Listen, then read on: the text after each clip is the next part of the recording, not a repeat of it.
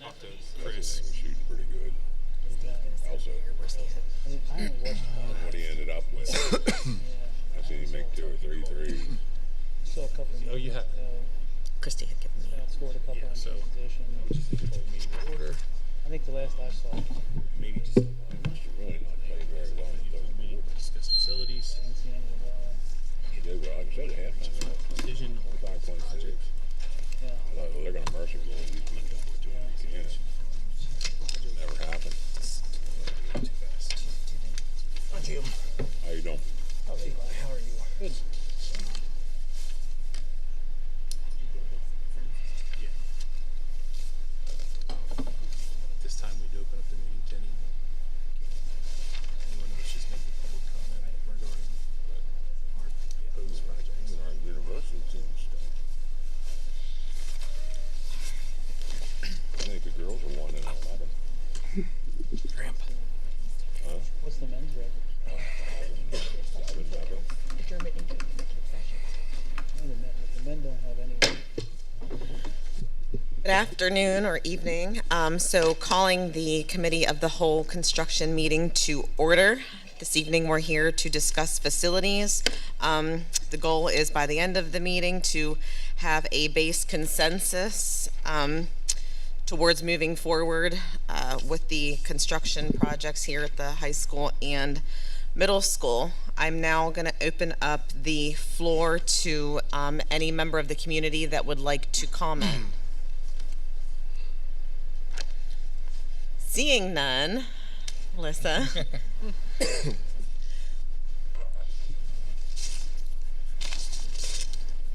We're ready to turn it over to Melissa Colstock from SiteLogic. Great, thank you. I want to make sure everyone can hear me okay through the microphone. Good evening, everyone. I just want to take a moment and introduce myself, Melissa Colstock with SiteLogic. Hello and welcome. Happy New Year. Welcome to the new board members. It's a pleasure to be here and introducing ourselves to you. I am joined by Mike Arnold, who is our Vice President of Operations at SiteLogic, Rochelle Fennell, who is our Director of Operations at SiteLogic, and was the Director of Operations for your middle school project. Mark Karowski from K&W Engineers is here, as is Adam Kerr from EI Associates. Today, we would like to introduce you to our agenda, which is a design development update. This is the second phase of our design, but our agenda is a little heavy as we start to discuss the high school and middle school projects. We'll be looking at the design process and phases, revisiting some of the facility priorities, as well as what has happened since the schematic estimate, and providing you with a design development estimate. We will be actively working through a project selection matrix. So we'll be shifting from our presentation that you're used to seeing, in addition to a live interactive document. So let's get started. We always like to orient ourselves as to where we are in the process. These are the 4 different phases of a project, and right now we are heavily embedded in the design phase. We are just through the design development at this board meeting, getting ready to transition to the construction document design phase. And what you should expect to see are more developed drawings, more developed estimates, and Adam will start to take you through those. It's important to note that we like to put a little star as to where there's a board vote or board discussion. So right now we're in those design development and construction document phases, and we're looking to you to give us the go-ahead and the official nod to transition from one phase to the next. And with that, Adam will come up and start discussing the middle school.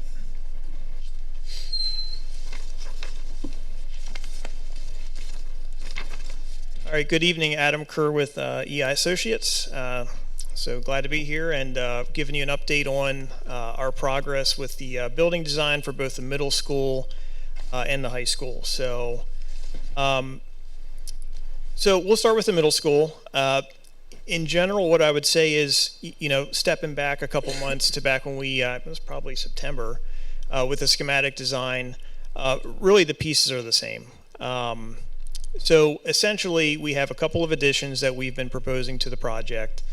One, of course, is the large music and band room expansion, which also serves as a flexible large group instructional space, as for additional capacity for the district, the middle school. We have included 4 small group SGI instructional spaces, as well as 2 office spaces as well. Now, those office spaces are flexible. They will serve for internal staff, potentially itinerant, or any pull-out spaces as well.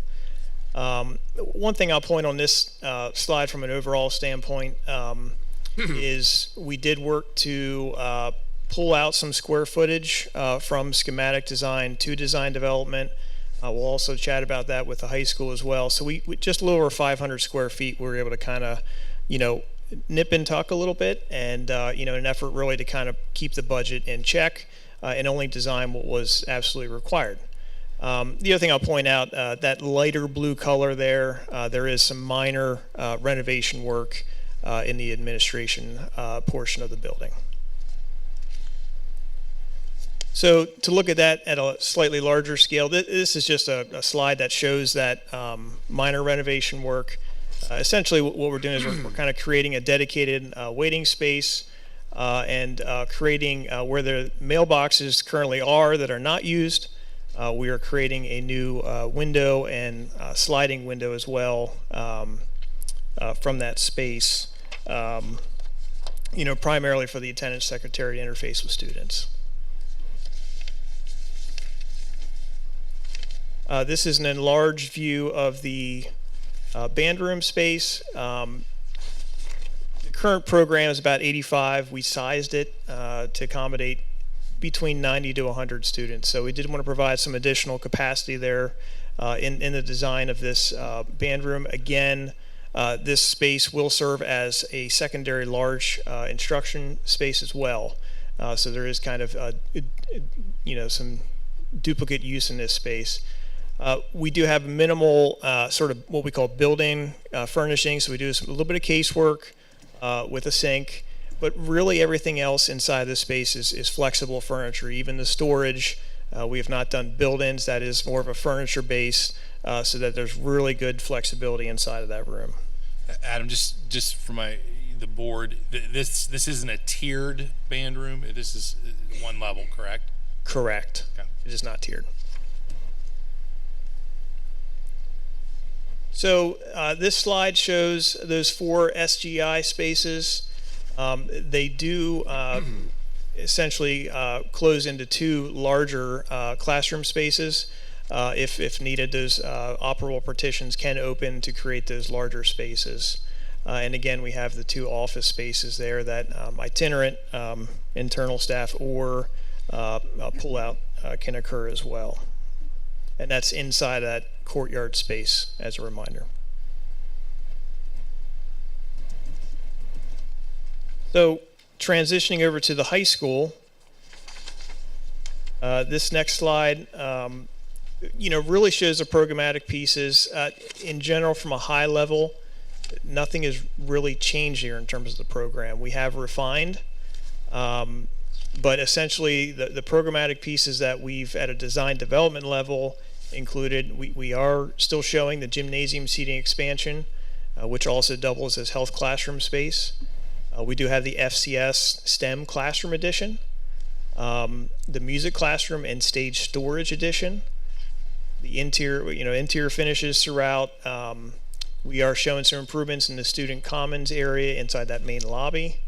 And then we do have the new secure vestibule there at the front. So, and I forgot to mention, as well here, throughout we have system, renovations. We'll kind of go through the costs there a little bit, but that's kind of throughout the entire building, and some asset protection as well as interior finish upgrades in select areas.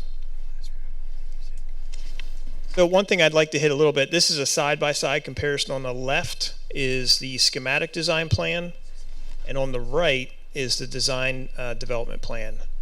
So in general, you can sort of see, even just scale-wise, if you look at now keep in mind, if you keep the previous, at the schematic level, we were showing the cafeteria expansion We've since had conversations with administration. We are currently not showing that expansion. But if you look at the balance of the addition shown in that darker blue color, we have, worked with administration and staff to again, pull square footage out. So we've actually pulled out, and this does not include the dining area, over 4,700 square feet, just by discussions with administration and staff of being more efficient. Again, at a schematic level, it's a pretty wide brush. We've refined that, and we're able to pull, almost 5,000 square feet out of the building additions.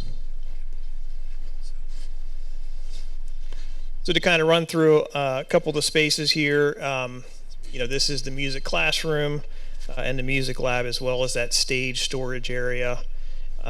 We do have a folding partition between the two spaces in the instructional area that can open for a larger music instruction space.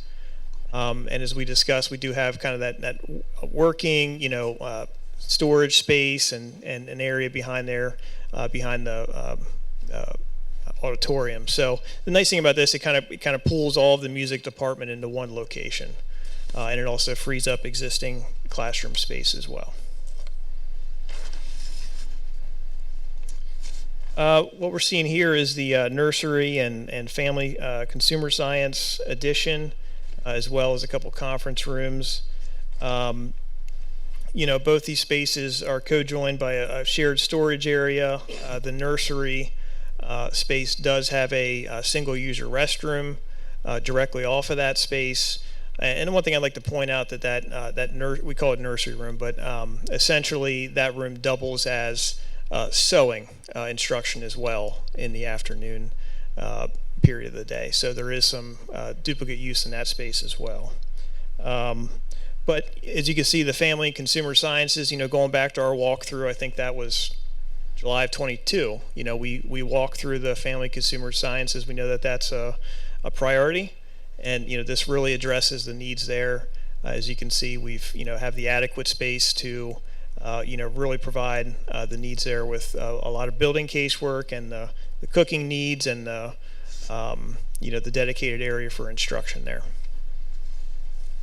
And then we have a total of 3 conference. You can kind of see those 2 there on the left at the bottom, and then on the right we've created a faculty lounge as well as that 3rd conference space. And really, those are flexible spaces. We call them conference, but they can also serve as itinerant space if needed, as well as any kind of small group instruction and pull-out spaces. I just want to emphasize, board, we've talked about the secure rear entrance for students who have dual enrollment. That this solves that, that addresses that issue. Yep.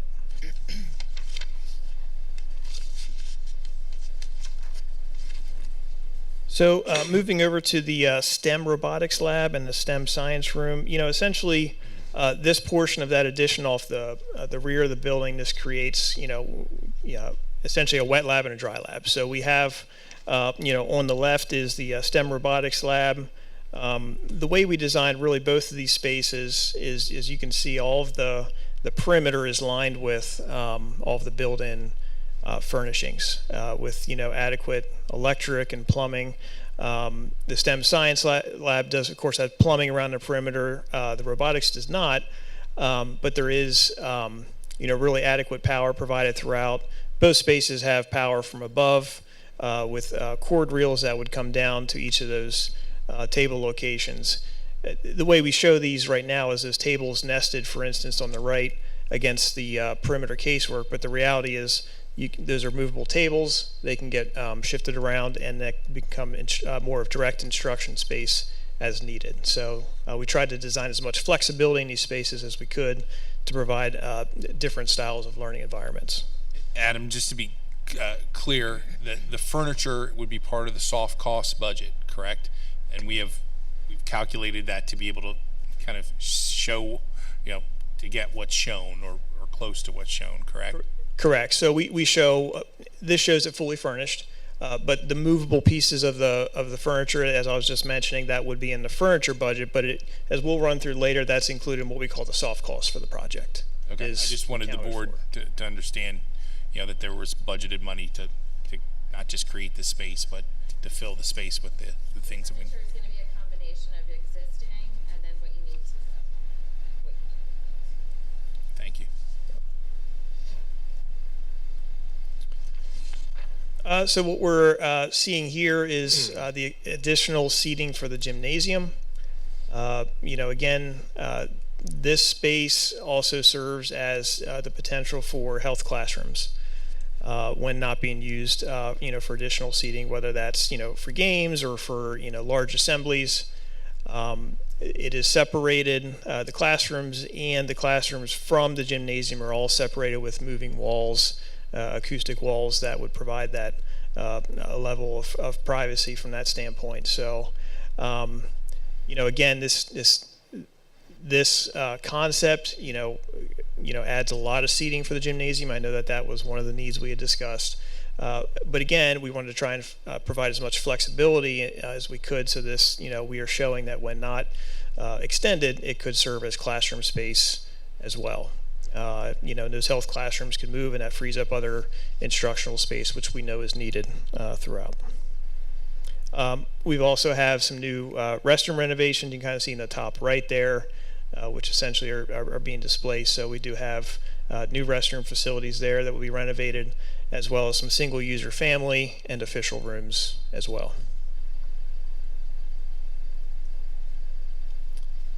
So the next slide just kind of shows some three-dimensional views and some cross sections of what that is starting to look like.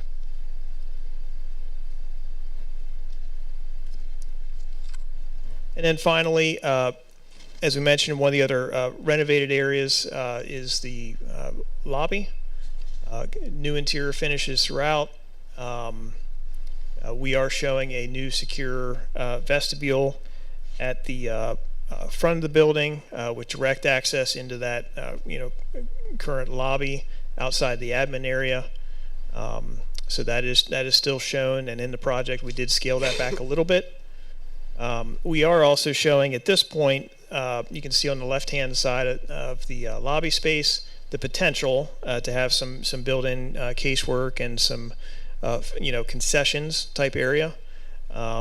So we wanted to show that as a possibility. For any kind of events, that were happening in a gymnasium or otherwise. And again, we're showing more, these are concepts from a furniture standpoint, again, in a separate budget, but still accounted for, of creating more of a commons in this space. And, flexible furniture that students could rearrange and kind of create some different type of learning environments as spill-out space. Obviously, this space would also still serve as overflow cafeteria seating, as we discussed, with not currently showing expansion to the dining area. So I think that's what we have from that standpoint.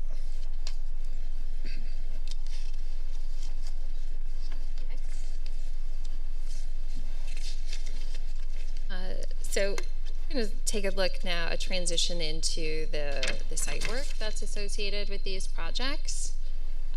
Right now, the site work program goals that were identified were the middle school parent drive, the bus loop at the high school to align with the middle school bus loop, and then site work to support the potential building additions at the high school, and then also promoting safe paths around the campuses.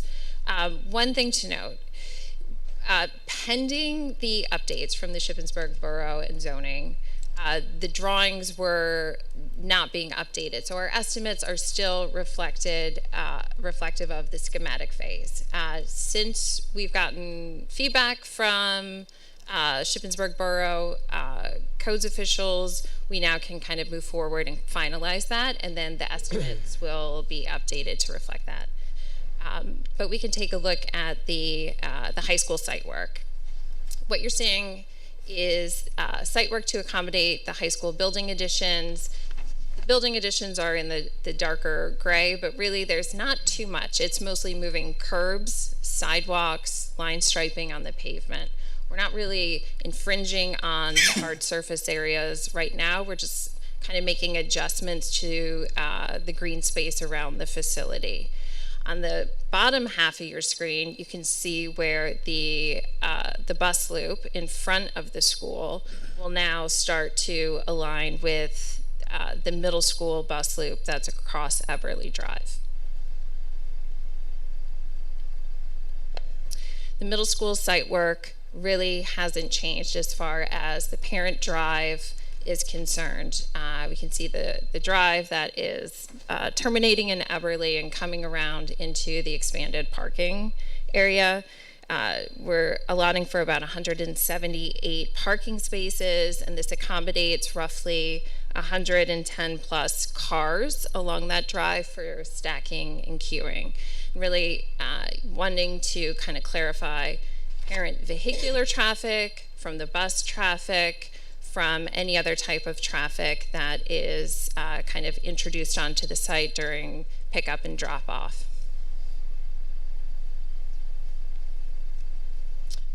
One of the big pieces of the site work, specifically the middle school parent drive and the high school bus loop, was grant advocacy. This was a great project to submit under DCED, the Multimodal Transportation Grant, and that's what we did.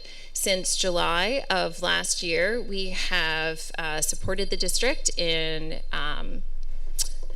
their application, and then throughout the months of the fall, and specifically in October, meeting with local legislators to explain the project benefits, really drumming up a lot of advocacy. An update for the board tonight is that we do have the estimated grant approval date of January 16th. So we should know on or shortly after that date whether or not your application was accepted as part of the grant. So very excited to hear that. Before I move beyond that, Mark, I don't know if you have any additional information on the site work that you'd like to share.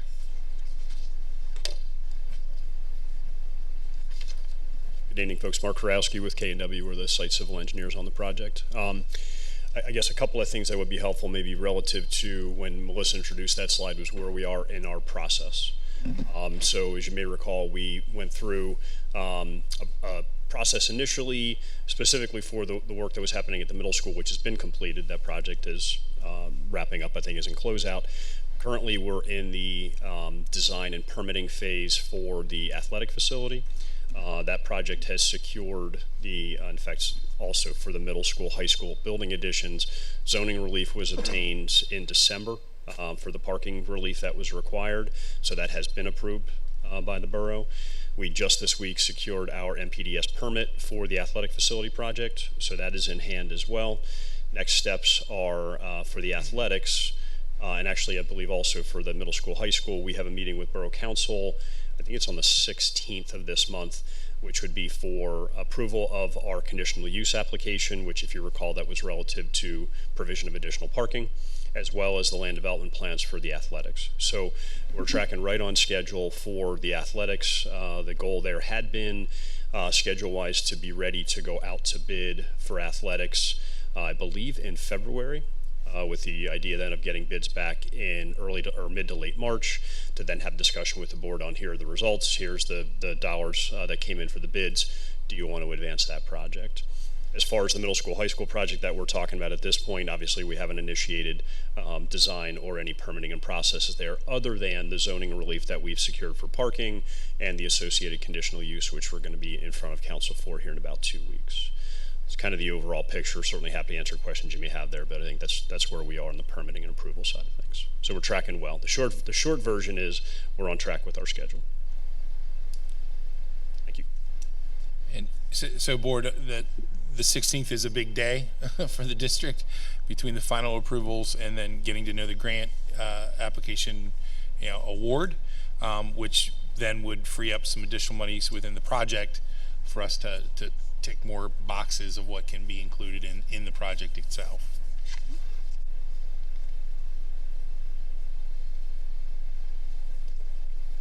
Good evening. Oops, wrong way.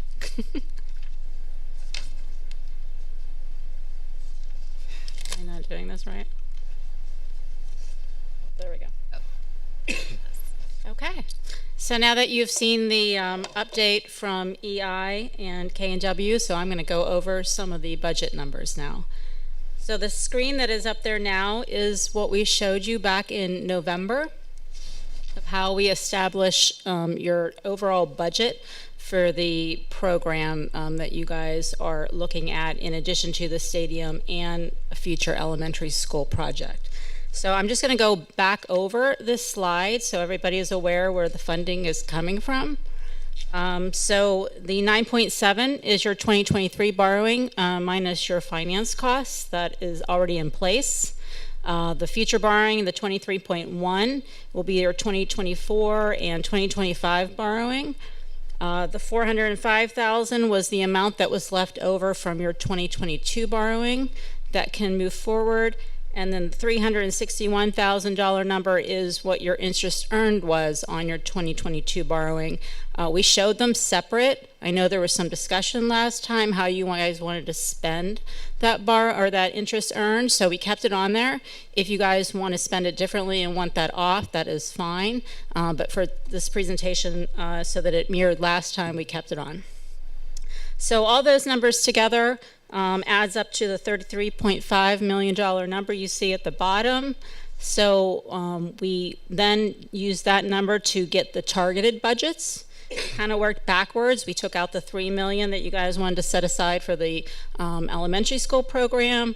We took out the 5.6 for your stadium. We took out the 5.2 for the soft cost. If you remember, I gave you guys that draft last time that showed the whole listing of those soft costs, which is where your FF&E is, which I believe is like a $900 and some thousand number for furniture. We had your middle school additions were coming in about 1.89. You had your high school site work that will support the new additions. We had the asset protection at the 8.9 number, which then we backed out and left you with about 5.6 for the high school additions. So just want to make sure we went over those numbers again.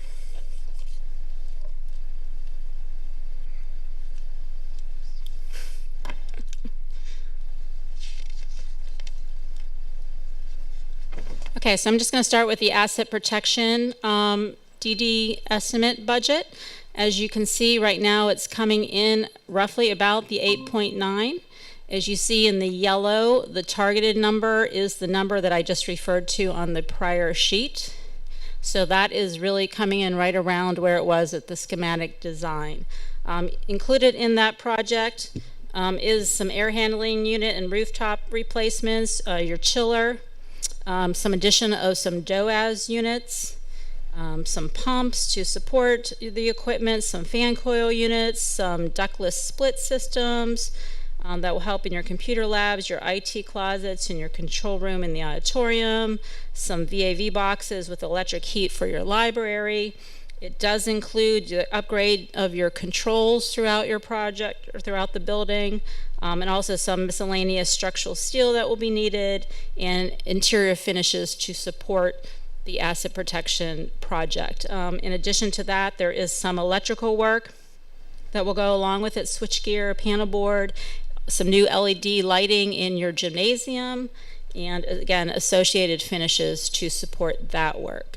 So that portion of the project is still tracking on budget. We did talk last time about if you pursue the GISA project. I know there were some questions last time with the limits and everything. We have gone through that exercise with your bond counsel. It was confirmed, it seems like they are good with the borrowing for 2024 and 2025.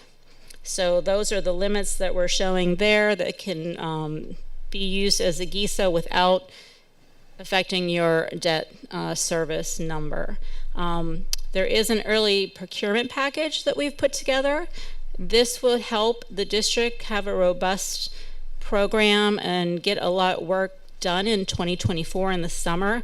Just because of the supply chain issues and everything, we are recommending that you do this early procurement package, because that way the equipment will be sitting there waiting. So as soon as school is out, we're hitting the ground running instead of waiting for equipment. We've done this, we've been successful at it, because like I said, with today, it is getting better, but there are still some items like electrical switchgear that are still extremely long lead items. Rochelle, just very briefly, can we discuss the advantages of GISA? You want to do that? Or at least correct my understanding of it if I'm wrong. Some procurement benefits, no change orders, and if plausible, energy savings back to the district, correct? Correct. Yeah, do you want me to elaborate on any of those? You pretty much Unless hit the board them. has additional questions, I just wanted to throw out what advantages come with a GISA hybrid project. Yeah, one of the other, if I could add, one of the other advantages, different from the public bid portion, is that you have the ability to use what we call preferred contractors.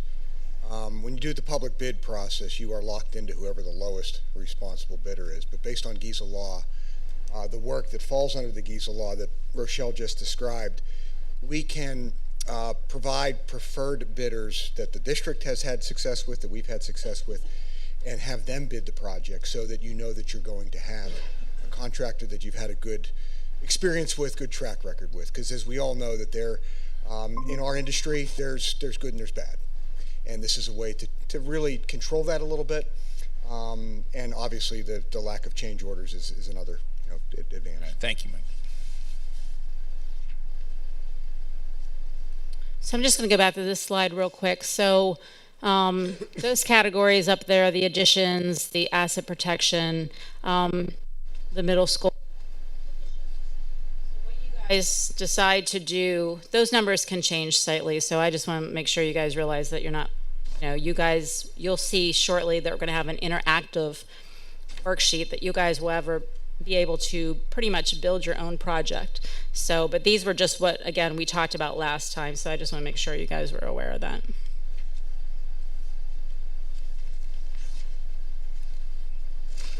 So moving into the design development phase of the new additions and renovations that Adam just went over, you can see that those are the chunks of the additions: the music, the family consumer science nursery, STEM rooms, the lobby concession area, the secured vestibule, conference rooms, and then the gym expansion. And on the right-hand side, you will see that those are where the design development estimates for those particular additions are coming in at. If you add up all of those numbers, that will exceed the target budget number of the 5.6. So why we're here tonight is for the district to pick and choose what project you want to build in order to stay within the budget. And again, we will be doing that shortly with the interactive program that we'll be showing you, but just wanted to show you where each of those chunks of projects were coming in at. Again, same with the middle school. It's the band room, the SGI office area addition, and then some miscellaneous work in your administration office for the middle school. And then again, the site work broken up into two numbers, the parent loop and the bus loop number, and then the site work to support the additions. That number can change depending on what additions you decide to move forward with and which ones you do not. That site number could change and go down. And again, as Melissa stated earlier, those estimate numbers are still from the schematic design because that design has not really moved forward, waiting on the borough approvals.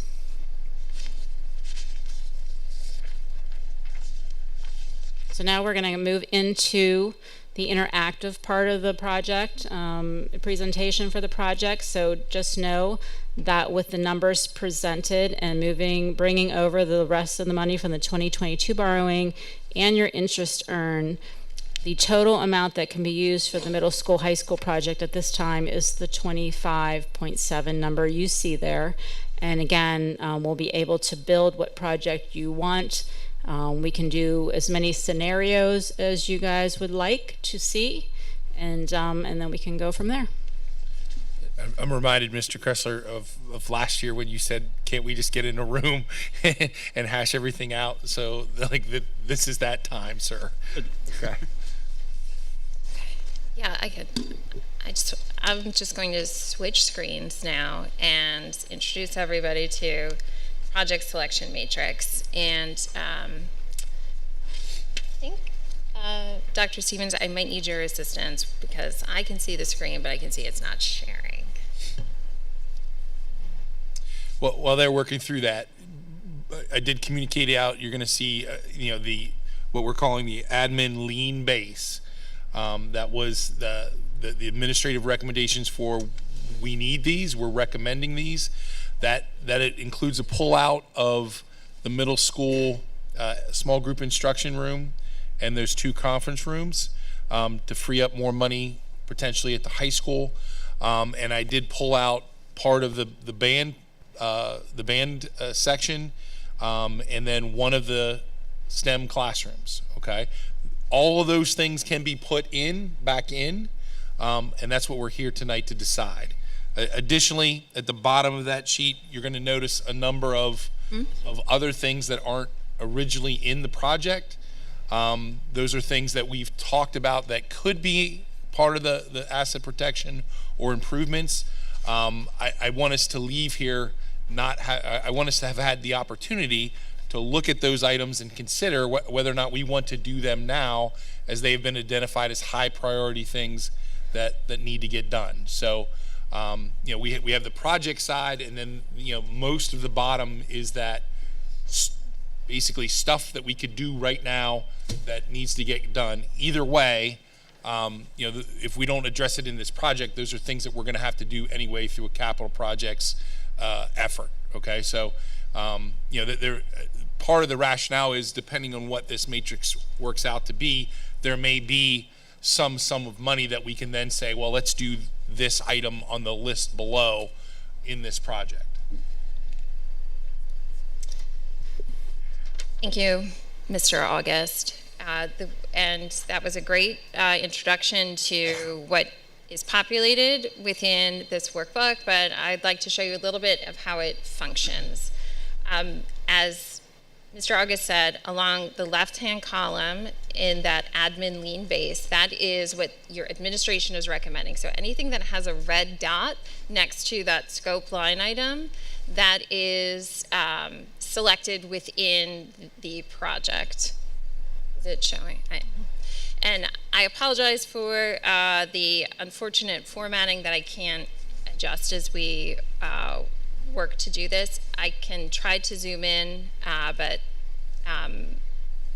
as we move down through here, what I'd like to do is just highlight what is exactly in the scope for the administrative base. And everyone does have their sheet as a reference if you need it, and please interrupt me. This is a working session. We have to work together on this. So the first line item is the music classroom and the music lab addition. The estimate here under design development is the 1.1 number. It is showing under our base project here, so as we move forward and move down through, we will start to see it populated in the total.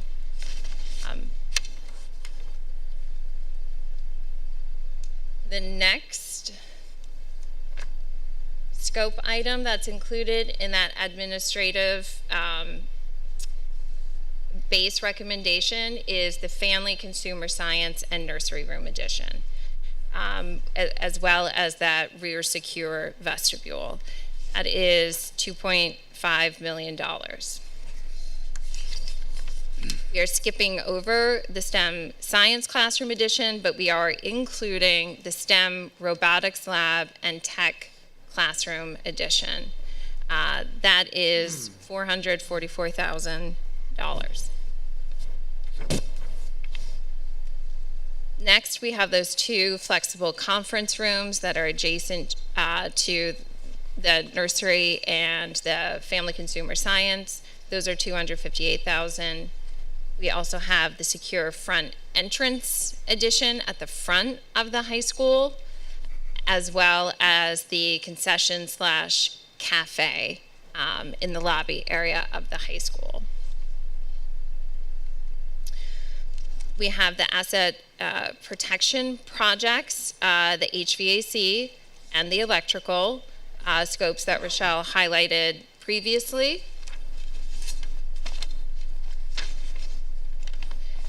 And at the middle school, we have the band room addition, as well as that administrative office renovation that Adam described. We are not including the small group instruction spaces or those 2 offices that were going to be built within that courtyard. And then we have the site work to support the middle school parent drive and the high school bus loop, as well as the site work to support any of the high school building additions. So where we will start with this exercise is to compare this next column, the 1421 base bid, to the administrative base. And we can start with this first line item and build out from there. So this is now where the discussion and feedback has to occur. You know, is this will be your scenario that we're building? We're starting with the music classroom piece. Is it staying here, or is there a discussion to elect to remove it from the project? Let me start with one question. This is not in this part, but it kind of is. The grant application we have for the parent loop, I have 2 questions about it. So if we are awarded that grant, we get extra money back. Correct. And then that is money that could go toward, I'm guessing, stuff in this, or we could carry over to elementary, correct? That would absolutely be correct, Mr. Kressler. Second question I have is, of the match that we have, which is the 35%, 606,000 or something, does that come out of our bond, or would that come from like our fund balance area? My understanding is that would be part of the project borrow. Okay, perfect. So after that, somebody else can go now. Melissa, regarding the grants, could you explain the reimbursement piece to that? I'm sorry, Mike, I can't hear you. Regarding the grant that was just referenced, if the district is successful, how is that money doled out? I mean, is it? Yeah, so just to kind of piggyback on your comments about the grant, it's a reimbursement process. So as you know, the project is being built, you're submitting what you're building, and then you're being reimbursed by DCED as you go along.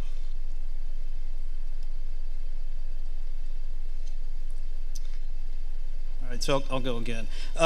Just looking at like the red dots, to me, like looking at it quickly, kind of looks like, again, we say this all the time, like everybody gets a little something, but not everybody gets everything. So when I look at it, I see music program gets something based off of what we have here in the red dots, and as well as family consumer science gets something. Yes. But they.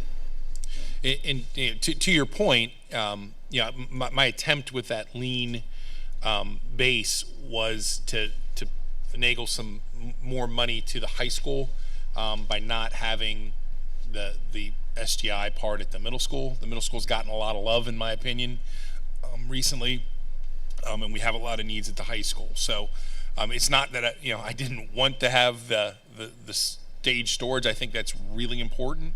Mm-hmm. We just have to make a value decision on whether that goes into this project or not. Right. But to your point, that was my initial effort, was to see where I could pull equitably from everything. And again, the concession cafe high school, that includes I think a secure vestibule in the front. So that's actually a separate line item, right? Okay. So there's your secure front entrance addition, and then separate from that is that concession area that you saw. Okay. So I guess, you're 100% right, I just missed it. So I guess my question would be, what is, like, I know, like, the back, we talked about it earlier, kids come in late to school for whatever varied reason, they have to walk the whole way around, they use a secure entrance.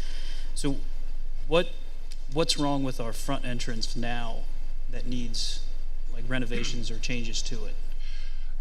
So what I would say, this is an enhancement similar to what's at the middle school.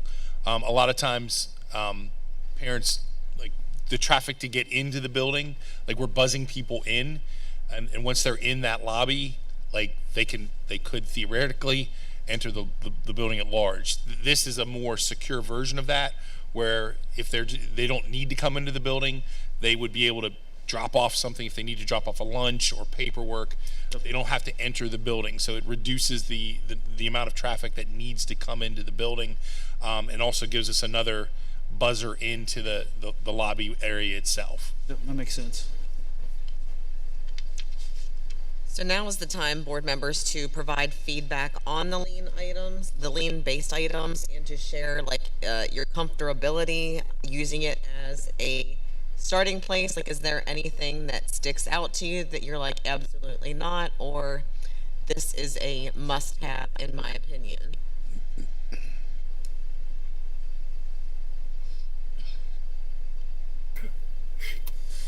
All right, so I think that first one, like the music classroom, music lab edition, to me is a must-have. I think that if anybody walks to our, music band area, you clearly see like we need some space, we need additions. Our band program is growing. I think our middle school kids, I don't know the exact numbers, they're going to bring more students than we currently have now. So I think, in my opinion, the first one there, music classroom, music lab edition, is kind of a must. And I would just add this other piece of information. By pulling the nearly $1 million out of the middle school small group conference rooms that we had there and shifting that to the high school project, we would be able to get the items. I believe, Melissa, tell me if I'm wrong, but we would be able to get back the stage storage. We would be able to get back the other STEM classroom. Okay, and have a little bit of wiggle room underneath, but not a ton. Okay, so I just want to, if the easy solution is if we cut that and then we get everything at the high school that is on the project, with the exception of the gym, that's the big omission here. We get everything but the gym. You're saying that's taking away from the middle school band room edition? Not the band spot. So Yeah. if you, in your packet, you'll see there's the band room here, and then there's this little strip in the courtyard. That little strip contains, I believe, 2 offices and 4 small group instruction rooms. Definitely would be great, but it's $900,000+. So as we assign value to where our needs are. The administration recommendation was to pull that and take that money back to the high school, so that if we wanted to do we would be able to do the rest of the proposed project with the exception of the gym expansion. Yeah, and we could show what that scenario looks like if you'd like. And I'm sorry that you can't necessarily see everything on the screen, so you'll just have to excuse me as I zoom out, because I know the text is small, but down here, if you pay attention to the total project estimate, okay, omitting under your administrative lien base right now, your total project estimate is the $23,527,000. That includes, that's your hard construction at 18, your professional soft costs, no additional scope selections. That gets you to your total project estimate, okay?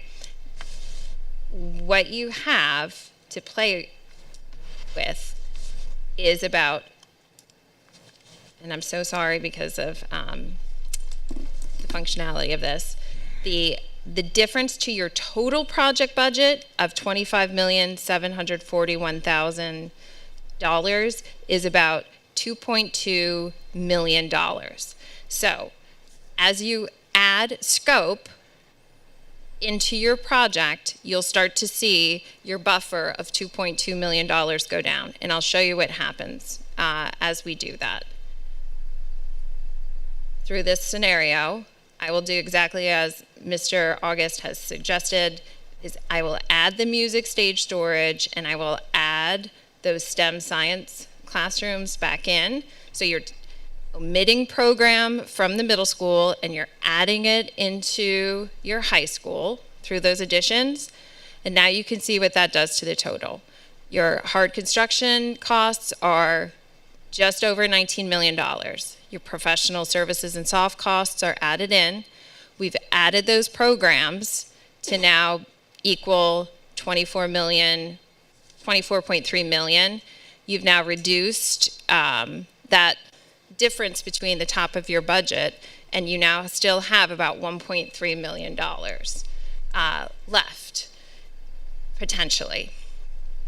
So yeah. In that scenario, some choices that to make, if people feel like, hey, we do want those things, we could add back in the middle school small group. And I can do that right now. And as I do that, okay, you now see we've added that back in, and now that difference has decreased again to $403,000. Which gets us everything that was on those papers with the exception of the gym. Correct. Gym expansion. Yeah. Okay. And whether we want to keep that as a buffer for construction costs, that's a decision to make. Or whether we want to look at some of the add-on projects below that we could knock off, with this borrow, we can do that as well.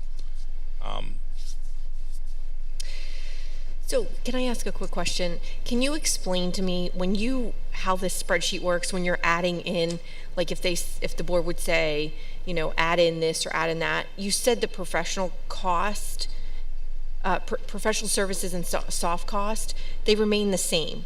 And I guess I'm trying to understand, how do they remain the same when like the architecture fee is 7% of construction cost? And, I thought we were under the understanding if we do like alternates, there's still a fee, maybe not as high as a design fee, but where are those costs getting built in?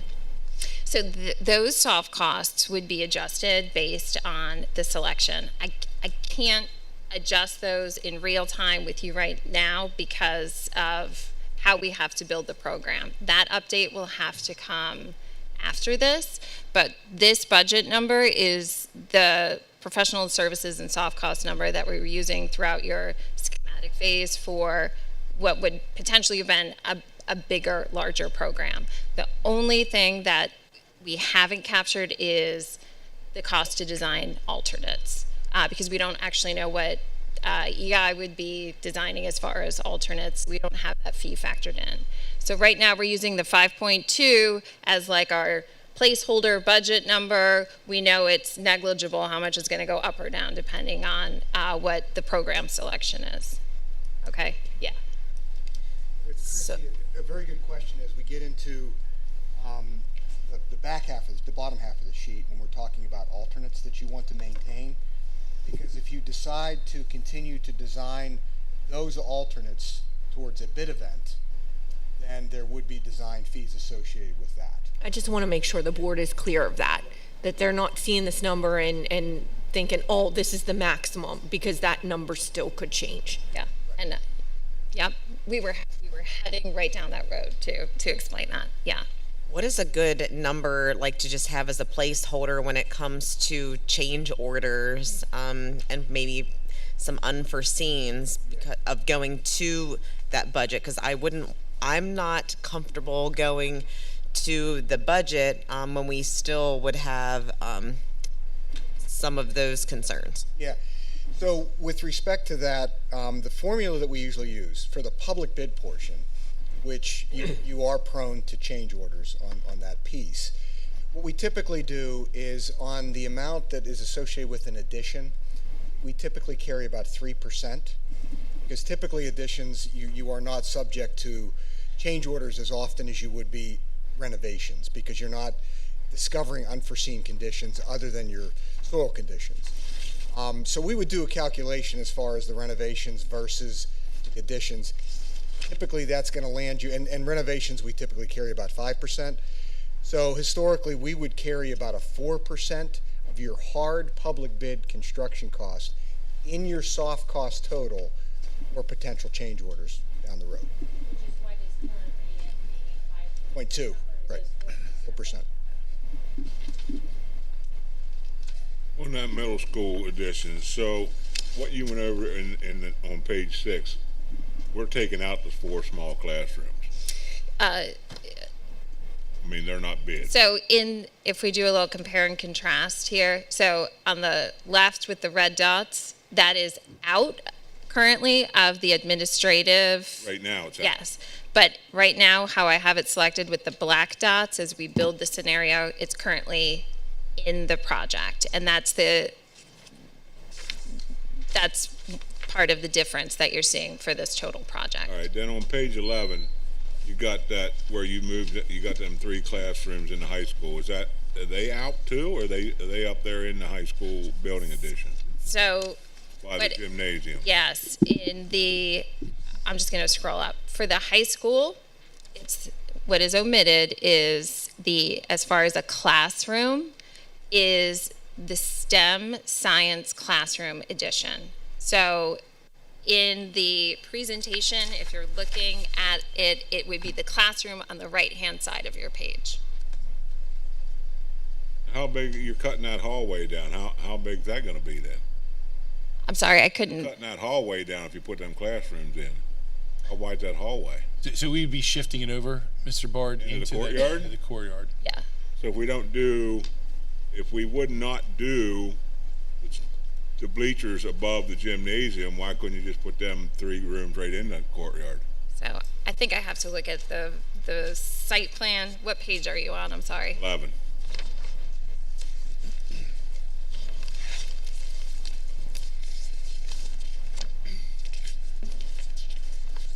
And then when we get this solved, I have a question from Dr. Lyman. Then. Okay, so now that I'm looking at the site plan, could you repeat your question? If we're removing the STEM science classroom, If we don't do the bleachers on top of that, You're talking about the gym, right? gymnasium, correct? okay, yes. You got them 3 classrooms there, or 2 classrooms, I guess, and then I don't know what the hell, I can't read that little thing. So if we didn't do the bleachers on top, why couldn't that just all go in the courtroom? Just asking. Yeah, thanks, Adam. Yeah, I'll just jump in quick. It would be possible, it'd be feasible to do it. The one thing we struggle with a little bit with some of the courtyard infills is natural light. So we do have some spaces in that courtyard that are grabbing some natural light. And if we try and do a taller classroom in that space, we would also be a little bit concerned about what that might do to some of the lower structure around, as far as snow drift and things of that nature. It's all feasible. It could happen. And there is a premium for constructing inside of a courtyard. Yeah. So there is some additional cost. I think when you look at that $900,000 cost in the middle school, for example, you look at that number, but part of that is a premium for constructing in a courtyard. Spatially, it might be feasible. It's certainly something we can look into, but those are a couple of things as far as kind of why we located as. Well, if you're going to expand in there anyhow, you're still going to have that possibility of disrupting something that's possible. Correct. Yeah, I guess it's depending on the height. So depending on how far you want to have that roof raised above the surrounding structure, but it's all feasible. It just comes down to dollars. So, Mr. Bard, I would just like to kind of give you a little insight into some of the conversations that we were having with the staff as we were talking about additions, and specifically kind of filling in spaces on the exterior of the building that would prevent those existing classrooms from having natural light, like windows, or that courtyard is providing a lot of natural light to all of those spaces along the right-hand side of it. And that was a very big concern for the staff as we were going through this design process. If we were to kind of take over that entire courtyard and build it out, there would now be no natural light that is being introduced into classrooms or offices or spaces that currently have it. So that was just kind of an evolution of the conversation that we were having, and part of the reason why we were trying to maintain a lot of the natural light, maintain the courtyard as much as possible so that we could still have a lot of the natural light within the facilities. And that area is also used, like kids enjoy eating lunch out there. Even with the gym expansion, we were trying to preserve the ability for them to continue to do that. correct me if I'm wrong, Melissa, like this part of the building is the most expensive part to build in. Is that correct, or? Yeah, I mean, if building into an existing courtyard, you're paying a premium because of how you have to navigate to get the materials in there. It's a lot of manual labor. There's a crane that you would have, and then you would have people coming in. Not only that, it tends to be much more disruptive than being able just to build additions on the exterior, right? We're having staff, we're people. I mean, school could be in session and you could be building your addition while school's in session. You can't do that for the I interior. understand what you're saying, but you're gonna have that same equipment right across the hall. If you build them 3 or 2 classrooms, whatever you need to go inside the courtyard, you're gonna have the same stuff going right across the hall, so. So I just want to make sure that we're talking about the same classroom space.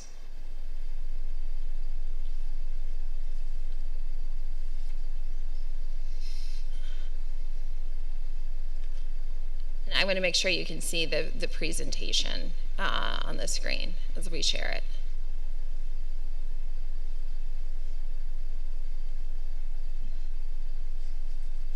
You said slide 11, Jim, right? Page 11. So the STEM science room that's getting removed is this one here, okay? And if I go to slide 11, that is this classroom here. I'm talking about the light shade. So this here, That's where the existing bathrooms are. so yes, this is the bathroom, the changing area, and this is the I'm renovation. talking about right up against the gymnasium. That, Right here. there you go. Yes. Yeah. So this is just expanding those, those classrooms, or creating those health PE classrooms. Yes. That's what I was saying. If we don't do the bleachers above, move it over there, but you said you can't, but that's fine. Okay. What about, have you ever come up with an answer on the parent loop of what they're going to do out there when they hit Row Road? I've asked that several times. So, I mean, Mark, you can certainly piggyback on this discussion, and there has been no requirement from. They're probably not, but when you got traffic coming in, you're not going to be able to come out and turn left to go back out towards Wise because all that traffic's coming in there. That traffic's going to be a line, and then it's going to back up. That's what I keep asking. What are we going to do when that backs up? Mr. Bart, if I could, so you're talking about how we're proposing to redistribute the traffic, in campus when folks come out of campus and head to the west, right, Eberly to get to Row. So there'll definitely be, it's interesting in that we're not necessarily adding a lot of traffic, we're just redistributing our traffic, but it's likely that I would expect as part of the middle school, high school design process, we'll probably be doing some sort of a traffic study, which is going to say, yep, let's look at that intersection and see, is signal timing change required? Is there anything associated with, a turn lane? Well, I guess what I'm getting at, you got down here $2.4 million. You got to put a red light up there. That's going to cost way more money. Yeah, I mean, unfortunately, the study is something that doesn't get advanced until you get into design. That would solve the problem, but I don't want to put a red light up there. Understood. Yeah, and I mean, a couple of thoughts there. One is, whatever program would be determined, the district says, hey, yep, here's the kind of mix of things that come off the matrix, and we decide to go forward. One of the first things we do is we talk with the borough about, are we obligated to do a traffic study? Usually the first step is we do what they call like a traffic assessment. It's a smaller version that just says, okay, here's how much additional traffic we're generating. Does that have any impact on any adjacent intersections? And if there's a concern at that particular one, yep, then we would have to take the next step and do a study there to evaluate that. Generally speaking, what we've seen on school projects is, now this is I don't think Row is a PennDOT owned and maintained road. So it'd be a discussion with the borough. Most times, traffic associated with school projects, because it's so concentrated for like a half an hour in the morning and a half an hour in the afternoon, PennDOT specifically, they don't like to install traffic signals just for those 2 periods because it's disruptive to traffic overall. I understand that, but we're trying to eliminate the traffic jam down at Park Place. Yes. And all we're doing is moving it to Row Road. It definitely distributes it. Sure. My opinion, that's just my opinion. No, it's fair. That's 100% accurate. I mean, I think that because we also have room for stacking vehicles within the middle school campus now, that helps a little bit. But yes, we're going to have to look at that intersection and determine, okay, is there a study? It's not a study that's been performed yet. That would happen as part of the next phase of the project.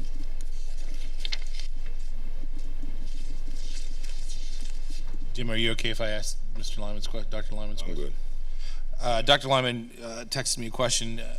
If we don't build these things now, what are the chances that they will ever be built? In other words, should we build as much as we can while we are building? I'm sorry, is that a statement or a question? It ended in a question mark, so it's a Okay. question. Okay, the answer is that it's always going to cost more to build in the future. It's always more expensive. We see that year after year, and I know Mike is getting ready to kind of respond to that, so. Yeah, I think there's always not only the fact that you have the potential for escalation in the future, but there's the economy of scale. When there was a comment made about having equipment already on site, those type of things also help with your cost. But again, you've got to be able to afford it initially. So it's the decision you have to weigh against. I think what you're doing tonight is you're trying to prioritize that point and then determine if you've got a couple of alternates that you still want to price as well in case the bids do come in favorably. And he had a follow-up. It said, second, the sole purpose of saving the extra funds at the bottom of these columns is simply to have a fund for unforeseen overages, correct? I'm thinking the answer to that is probably yes, if we're worried about contingencies or going straight up to the budget number. Right. I think the other comment I would make on that is keeping in mind that we're at design development, and we're providing all the data that you have here is estimates. They're based on estimates. They're not based on bid results yet. So it's always a good move to have a little bit of a buffer for bid day results as well. And to that end, you also want to have some add alternates and maybe a few deduct alternates in case things come in. So, and that's part of our discussion tonight. So. I would maybe ask the board for feedback on what we're calling the base bid, that has $400,000, that a little bit of buffer towards the budget. Where are folks on that build out base bid? What are the thoughts or discussions on that? Remembering that gets us everything on the chart except the gym and those classrooms at the high school. I apologize for getting here late.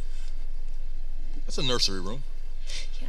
So as part of the family consumer science, Mr. Scott, it's a pretty cool thing. They run a daycare for a certain part of the day. So kids, Or their child development program. Imitation babies coming in, or No, No, these are real children. real small Real children. And so they come in and they get actual nursery experience with those kids.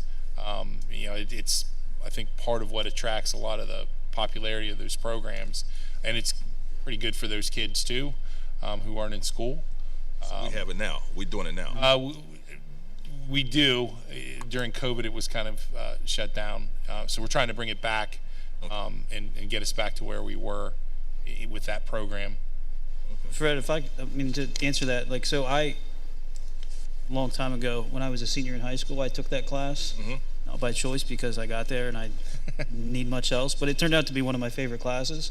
And then I actually brought my oldest daughter back as a 3-year-old to be in that program, and it was the coolest thing in the world for her. So to me, seeing, and if you walk in there, it's tied, the family consumer science area, how old and outdated it is. To me, that's also, I said music is that top one was one of my must-haves.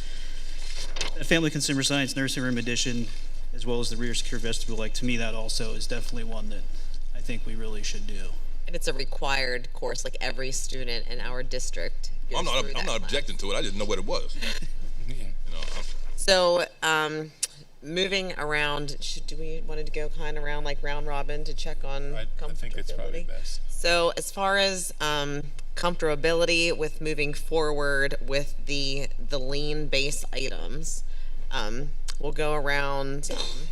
Darren, if you want to kick it off, like with your So we're talking about the red far left the red dots and those things that are and not your comfortability with that being a good starting point. Can I see the buffer amount? Sure. Can I scroll down there? Yeah. So just so you know, it's this column right here that we're talking about. Okay. The buffer on that is 2.2 million. Yeah. Okay. So I would like to play this a little more conservative, in my opinion. I like a lot of these things on here. I definitely want a nice cushion of wiggle room with big construction projects. I mean, these numbers look good now, but you're almost betting that these numbers are going to be higher than what I'm seeing here, just with add-ons and numbers change all the time. I think that's a wise way to look at this. Another concern that I have is moving forward with this, and we have the $3 million set aside for the elementary schools. So my question is, how do we get that number, and how confident are we that that number will cover any requirements or needs at those schools? Like, I don't want to get into a position where we don't have enough to take care of all of our buildings because we went too far with this one. So I think to answer your question, yeah, that $3 million is part of our plan to add to it because we won't be at our debt service limit. So we will still have monies that we've budgeted that we will be able to kind of build that $3 million up. It may take a while to do that, and I believe we have some funds directed that we can use for that we had talked about. We have some money in fund balance for Right. future capital So projects. that one is more of a hodgepodge of this borrow of $3 million, some time still living under our debt service limit that we're currently paying. So that will take some time to accrue, along with some fund balance monies that are already there. So, we haven't done that work to know exactly what those needs are and those costs, but we do have a plan to deal with some of the the financial realities of that down the road. And then I guess too, if we don't use all of this borrowing here, the money that is left over, is that usable to for employment positions for people, or this is strictly just building? This is one-time monies. Those would, positions are built into our ongoing budget. So Okay. So then we have a need for the ESL students, and that's increasing. So I was wondering if this money could be used it in turn cannot. for something like that. Okay. And it just struck me, from your comment, Mrs. Everly, maybe it's a good idea to talk about what budget buffer you're comfortable with. Dr. Lyman texted that he's comfortable with a $400,000 contingency. So he's saying that he's good with the base, what we're calling the second column to the right, everything but the gym and the middle school. The middle school SGI areas.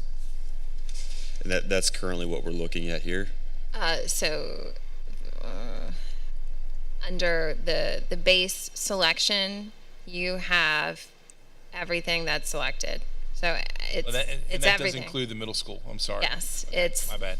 It's everything that's not selected in the administration. So it's your music storage workroom, it's that STEM science classroom, and then it is also those middle school SGIs. So that is everything but the gym expansion with those health classrooms. And that leaves a contingency of just under or just over $400,000. Yeah. So that is this here. So by saying yes to this, what is that locking us into this, or is this is just So we are defining our base project. I mean, that's what our goal is. And having said that, I mean, that's part of what I think we want to get at is, like, if we were to not click the button on the middle school small group room, can you unclick that button for us? Is that now there's a buffer of $1.38 million. Okay, but not by choosing not to do that now. So now we're not getting, you know, the gym, and we're not getting that courtyard office space, and there's a buffer of 1.38. You know, we can make that obviously bigger if we take one of the STEM classes out, or something else out. You know, in that column, adjust that number. I don't want to go out of turn because I know we started on that side, but Darren brought up a point about the elementary schools, and I think it's a really valid point. So overall, I think in the grand scheme of things, my personal belief is like high school is what everybody always, like, that is where they're getting, like, I know elementary is super important, I get it, like I'm living it right now with an 8-year-old, but like high school is like those years that kind of like defining to you in a lot of ways. So I don't want to like short things from the high school, but also, you know, clearly elementary is an issue that we have to, you know, have a plan for. So like we have 3, I know, you know, Bill, you said we've got, you know, there's going to be some other monies from capital stuff and maybe some stuff that we don't spend, but like what, and I don't want to go down this like crazy long talk and change the subject, but like what is like what would a solid estimate for us to be to figure out like how many classrooms? And I know like we got those, you know, when I first got on the board, we got these binder books and it gave you all this stuff, but like that was 2021, like Sure. world's changed. So like what would be, in anybody's professional opinion, a good estimated number that we can say like, hey, you need 8 million to add however many classrooms? Like just looking at it, like some of the classrooms, I don't know, like 444,000 or something like that, like is for one, or I'm just trying to get my like head wrapped around to make sure that we are enough, like we're doing enough to protect ourselves down the road when that project stuff comes. Wasn't it around like 200? What is like per classroom? Like the square footage, is it like 200,000 a classroom? So it's different. PDE recommends different square footages based on the classroom use, right? So elementary has a different square footage versus middle school versus high school. And Adam, please, you know, interject if you can on square footages. Yeah, and I was going to mention, and I apologize, I don't have the presentation, because I think we had the options, this was going back a little while, that different scenarios with, you know, different additions to some of the elementary schools. But yeah, I think when you add up site costs, and if I remember correctly, we had some numbers there were in that $400,000 to $500,000 per classroom. It was somewhere around there. Yeah. You know, so it's kind of close. I know we have some breakout numbers that are $450,000, so maybe it's a shade less than that. But it's probably in that ballpark. You know, for elementary, you know, size classroom, you're talking 850 square feet. So, so it, you know, per classroom, probably in that at least 4, I think it was closer to 500 at the time. And I know we different scenarios looking at, you know, some of the elementaries and the intermediate. And just from my own edification as well, I mean, if you scroll down, I guess, yeah. So we're currently reserving $3 million for future elementary growth. I mean, that 1.3 or some function of that 1.3 could be put towards the elementary program too, correct? Or Yes. or at least the borrowing capacity therein Yes. could be put towards it. So another Sorry, to think of. but what's the 1.3 you just said? Like what am I looking Okay, at? so the 1.3 is oh, I feel like a game show okay. host. Everything but Yep, the small I got it. group at the middle school, Yeah. and the gym At the high school. the gym at the high school. Yeah. Yeah. Gym / PE classrooms. We're gonna get some interest earned on all of your borrowing. Yeah. So that's also featured in there. Just like you had interest earned on your 2024 hour. Yes. Drawing, have on your 2023 or 2024 and 2025. So you're gonna be gaining more money. Christy, Yeah. Chris, what is our fund balance? Oh, I didn't bring that with me. I think we're about So estimate. $12 million in total, but are you looking for the fund balance? Do I have it? Assigned for future capital projects? I guess I just want to know what everybody's talking about, having money stand back. I don't want to put no more money in fund. $12 million is more than what we need in a fund balance, and I'm going to keep adding money to the fund balance when there are things we need within the school district. So I did bring my presentation with me. So I have projected at the end of June 30th of 2024 that we would have a total fund balance of 13.5 million. Monies that we could potentially use for future construction projects, we have a signed fund balance for future debt repay, which we say instead of repaying debt, PFM has said use that money for construction projects. So currently, if we don't have to dip into that line item, we have about 4.28 million available for future construction projects. And then keep in mind that the board, previous boards had set aside money to do a stadium. So we have a separate line for stadium and track at 1.7. So, you know, whether you would use it for stadium or track, or you want to repurpose that money for different construction projects. But there's an option. We can use that money for other things other than this. Yeah, Fred, we either can divert it to the stadium project to lower that number and divert more money out of this borrow, or toward the classroom. Yeah, on the back end. Or we could put the classrooms or a maintenance building for the maintenance people. We could do those kind of things. Okay, thank you. All right, so Darren, you're okay with, Cover the FCS. I mean, to commit to this right now, Fits into that. I mean, if I'm being honest, I don't feel comfortable saying yes to this right now. I don't feel like there has been enough discussion yet. I mean, is that fair to say? To do this on Monday, this will be on the discussion agenda again, so we will be discussing this again on Monday. I did speak with Mr. Noggle and Mr. August. I think it's important that all of the newly elected board members who have not had a chance to tour our facilities to actually do a walkthrough to see the state of the state that we are in, so that you can actually lay eyes on what you're going to be deciding on. I would encourage you to take a look at the music stage storage workroom that's being proposed here at the high school. I'll get to share some of my opinions on that, but I think it's important before you do commit that you actually do lay eyes on the facility. Yeah, I would actually love that. Getting this within the past 24 hours, and then having to make. I think I'm not going to be one to push through a $5.6 million project without doing due diligence. I think the taxpayers deserve better, and our students deserve better. I appreciate the presentation, and it's a lot of valuable information. I mean, I like the asset protection. Obviously, I feel like that is something that probably everybody can get behind, hopefully. But aside from that, I mean, these things are up for discussion, in my opinion.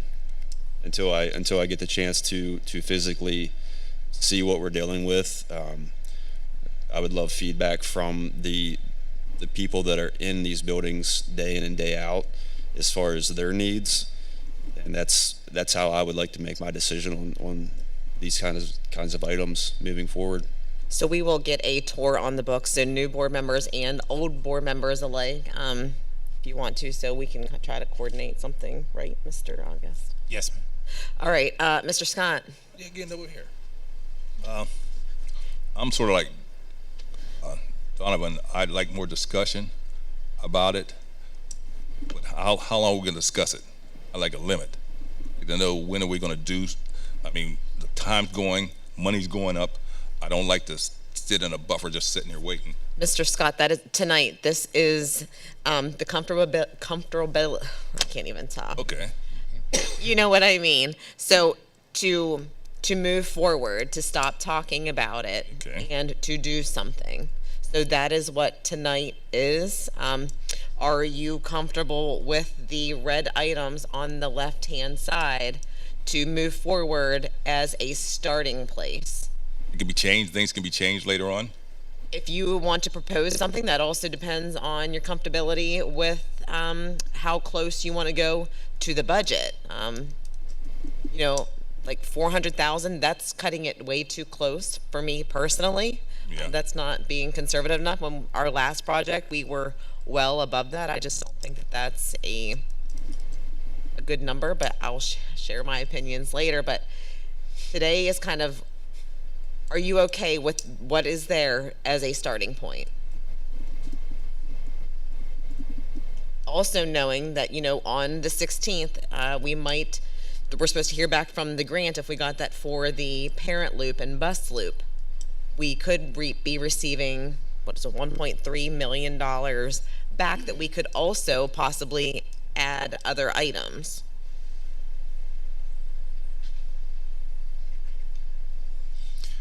Before we move on, I wanted to, Dr. Lyman asked me to just, he said, I feel the point needs to be made that when our elementary school teachers are asked about needs, they're not asking for space, they are asking for more staff. We are discussing construction proposals, and it may not be the priority of our actual elementary staff. I know there's a bit of a lag between that conversation, but. And that's, since Superintendent, you and have talked to all the administrators and talked to the teachers, and this is what they're saying that we need. So I mean, it's a dynamic process too. I mean, I Can't please everybody. I talked to Mrs. Lovey today and broke the news that the lean bid did not include the gym, and she was understanding of that. I called Mr. Barnes this morning as well and told him, that the lean bid did not include the small group room and at the middle school. He was good with that as well. Obviously, we would like all of it, and we can't get it. So, but to your point, I did reach out to those administrators. I know that the individual departments that we met with during the design phase would like they're excited about having more space for their departments. Music is excited about expanding their room. Certainly the science teachers and definitely the family consumer science. We spent a lot of time configuring those spaces and listening to what they wanted in them. So to be able to get them as much as we can, I think would be appreciated for those folks that participated in that process. So the plan with the $1.3 million as a buffer is this the one? This one you're asking me to approve? So the 1.38 buffer is not doing the high school gym and those classrooms, and not doing the middle school small group instruction place. So the middle school construction place was an item in the upper part of that we could toggle on and off easily as the main project. The high school gym sits down below. You can see it as a cost of $4.7 million. So if we're to do that, we would have very little room otherwise. So that's why it's not in the lean base bid. My goal as the superintendent is to get as much bite of the apple as we can take here and still be fiscally responsible for future projects. It's really kind of a board decision to be where are we buffer wise from this borrow? How much can we get? How much are we willing to commit to get moving this project forward, knowing the needs that we have. Is that I'm for the one with the $1.3 million left. Whatever one. Okay. President Everly, can I offer something? Sure.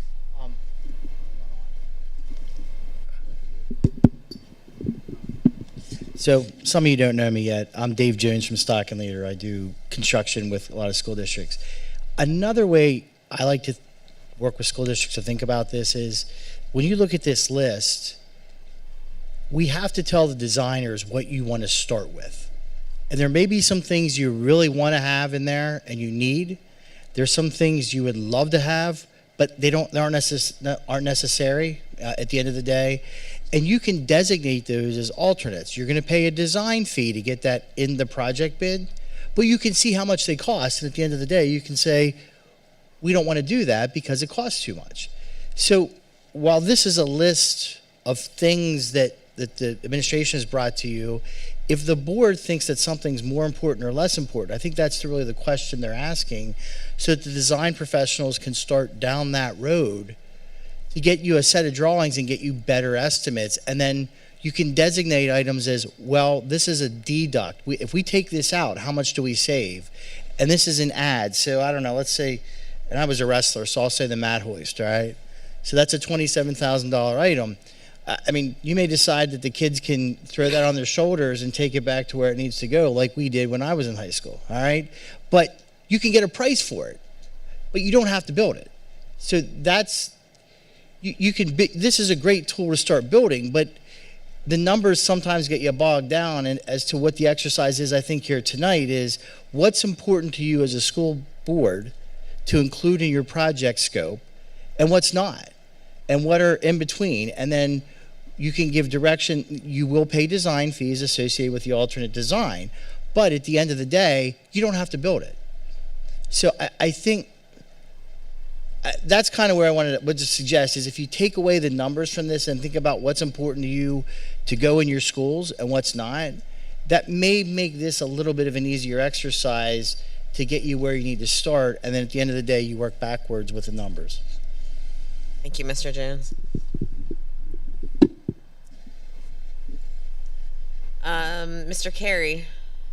Yeah, just a question or two, and then I'll be glad to answer your question. You talked, obviously, to a lot of people to figure out what this was. Who decided what the lien list was, technically? So based on the conversations that we've had over the course of the design process, it did come down to me looking at those things. You know, I kind of made the final call just to give us a talking point, starting point, Mr. Carey. Okay.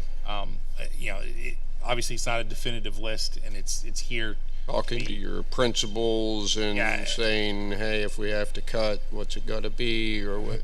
I mean, throughout the design process, as we were getting numbers back, like it kind of made itself clear that we weren't going to be able to get every part, particularly at the high school. And you know, it was kind of obvious that that was where we were headed. Okay. And secondly, I assume, guessing there was some kind of study done going into this project. Do we feel, I mean, when I think of a school expansion, I think of classes, classrooms. Do we feel we have enough classroom space moving forward and ability to fund the support staff or whatever it takes to do that? For how long? 5, 10, 20 years? What was their guess if they did a study? So enrollment is tricky, and that's, sure. You know, we don't necessarily have a crystal ball. You know, we, to your point, are looking to get as much bang for our buck in terms of space that is flexible, in terms of classroom space. You know, the one that gets us the most space would be the gym expansion. That would free up 2 classrooms that we would be moving out of that building. You know, the additional band space frees up some areas as well. The lab space could eventually, if needed, be turned into classroom space. You know, science classrooms if we needed to. You know, so we're kind of building for what we are with a little bit of a look ahead. But the further you look out, the less clear that picture is. Okay. At the high school, we have the most flexibility because we can have things like, you know, it's a kind of a complex question as well. You know, because we can do dual enrollment. The high school kids can go out and have different experiences. So if we grow our co-op program, you know, our work study program, that's fewer kids in classrooms. If we grow our dual enrollment, same thing. If we, you know, look at our graduation requirements and loosen that up a little bit, that gets kids out into those programs a little bit easier if we free up the back end. So, you know, a long-winded answer to say, we are looking, where we are is trying to address major concerns. Our family consumer science part is rough. I'm told they have to turn stoves on with pliers. You know, so we're addressing those things. And in any building, you know, you're going to look at your spaces and make adjustments with classrooms, you know, according to the spaces that you have. So I can't give you a straight up answer other than the gym gives us 2 classrooms that would definitely free up space within the building. I believe the band room maybe does 1. Melissa, is that Is that true? Yeah, but we're really, to your point, we're looking at enhancing the family consumer science space. That's not new space. The 2 STEM classrooms, if we build them, are new spaces. Okay. That could conceivably, we wouldn't necessarily want to, but if we had to convert those spaces, we would. You know, so Okay. it gives us some options there. It would free up other area. Theoretically, like lab spaces are great because they're lab spaces, and they can be used by a number of different classrooms. But if push came to shove, we wouldn't want to do it. We might be able to reclaim that space as a straight up classroom. And then the last, when we move into this and open those areas up, to you and probably Mrs. Lentz, the regular budget cost, tax-wise, how's that affect moving forward for the taxpayers as far as covering, would we need new people here? So our whole construction process has been based on the idea of maintaining our current debt obligations. So we borrowed money a long time ago, and we set what we pay for that borrow at a specific level. We've been continuing to pay at that level, and when we have not had that much debt. Okay, so that's how we've been able to build up fund balance. So this project, when complete, and when we get to the elementaries, will get us to what we're already paying. So we will be paying real debt. We're paying ourselves right now in anticipation of this build. We will get to a point. Having said that, that money's already built into our budget. Okay. Now, will we have challenges? Staffing is always going to be a challenge as we continue to grow.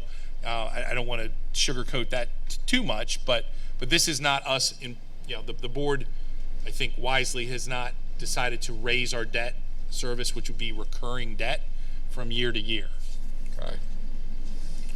I would like the tour, and I would vote to move that forward. You would vote for what? To move that forward. Thank you. Mr. Kressler.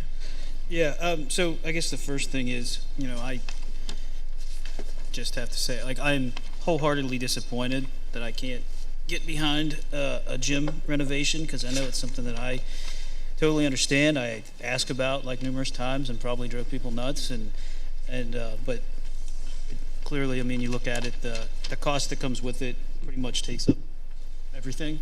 So that part stinks. But just to make sure I'm 100% accurate, if we just go with the admin lean base, that is the 2.2 is what is essentially left over? That's the buffer, yeah. Okay. Yeah, that's your buffer. And then what that allows you to do is either maintain that here, or you could elect to add to it down here with these additional scope items that are a combination of deferred maintenance or asset protection throughout the rest of the facility. And you can see. Yeah. So I wish we were. I'll be honest. The small group instruction at the middle school was something that I really like. I really liked, just because of the usage for that with our outside staff or outside counselors that are coming in and seeing kids, and I think we have to be aware of the need for that isn't going to go away. It's only going to grow in the society we live in, that kids are going to have whatever issue come up in their lives where they need that support.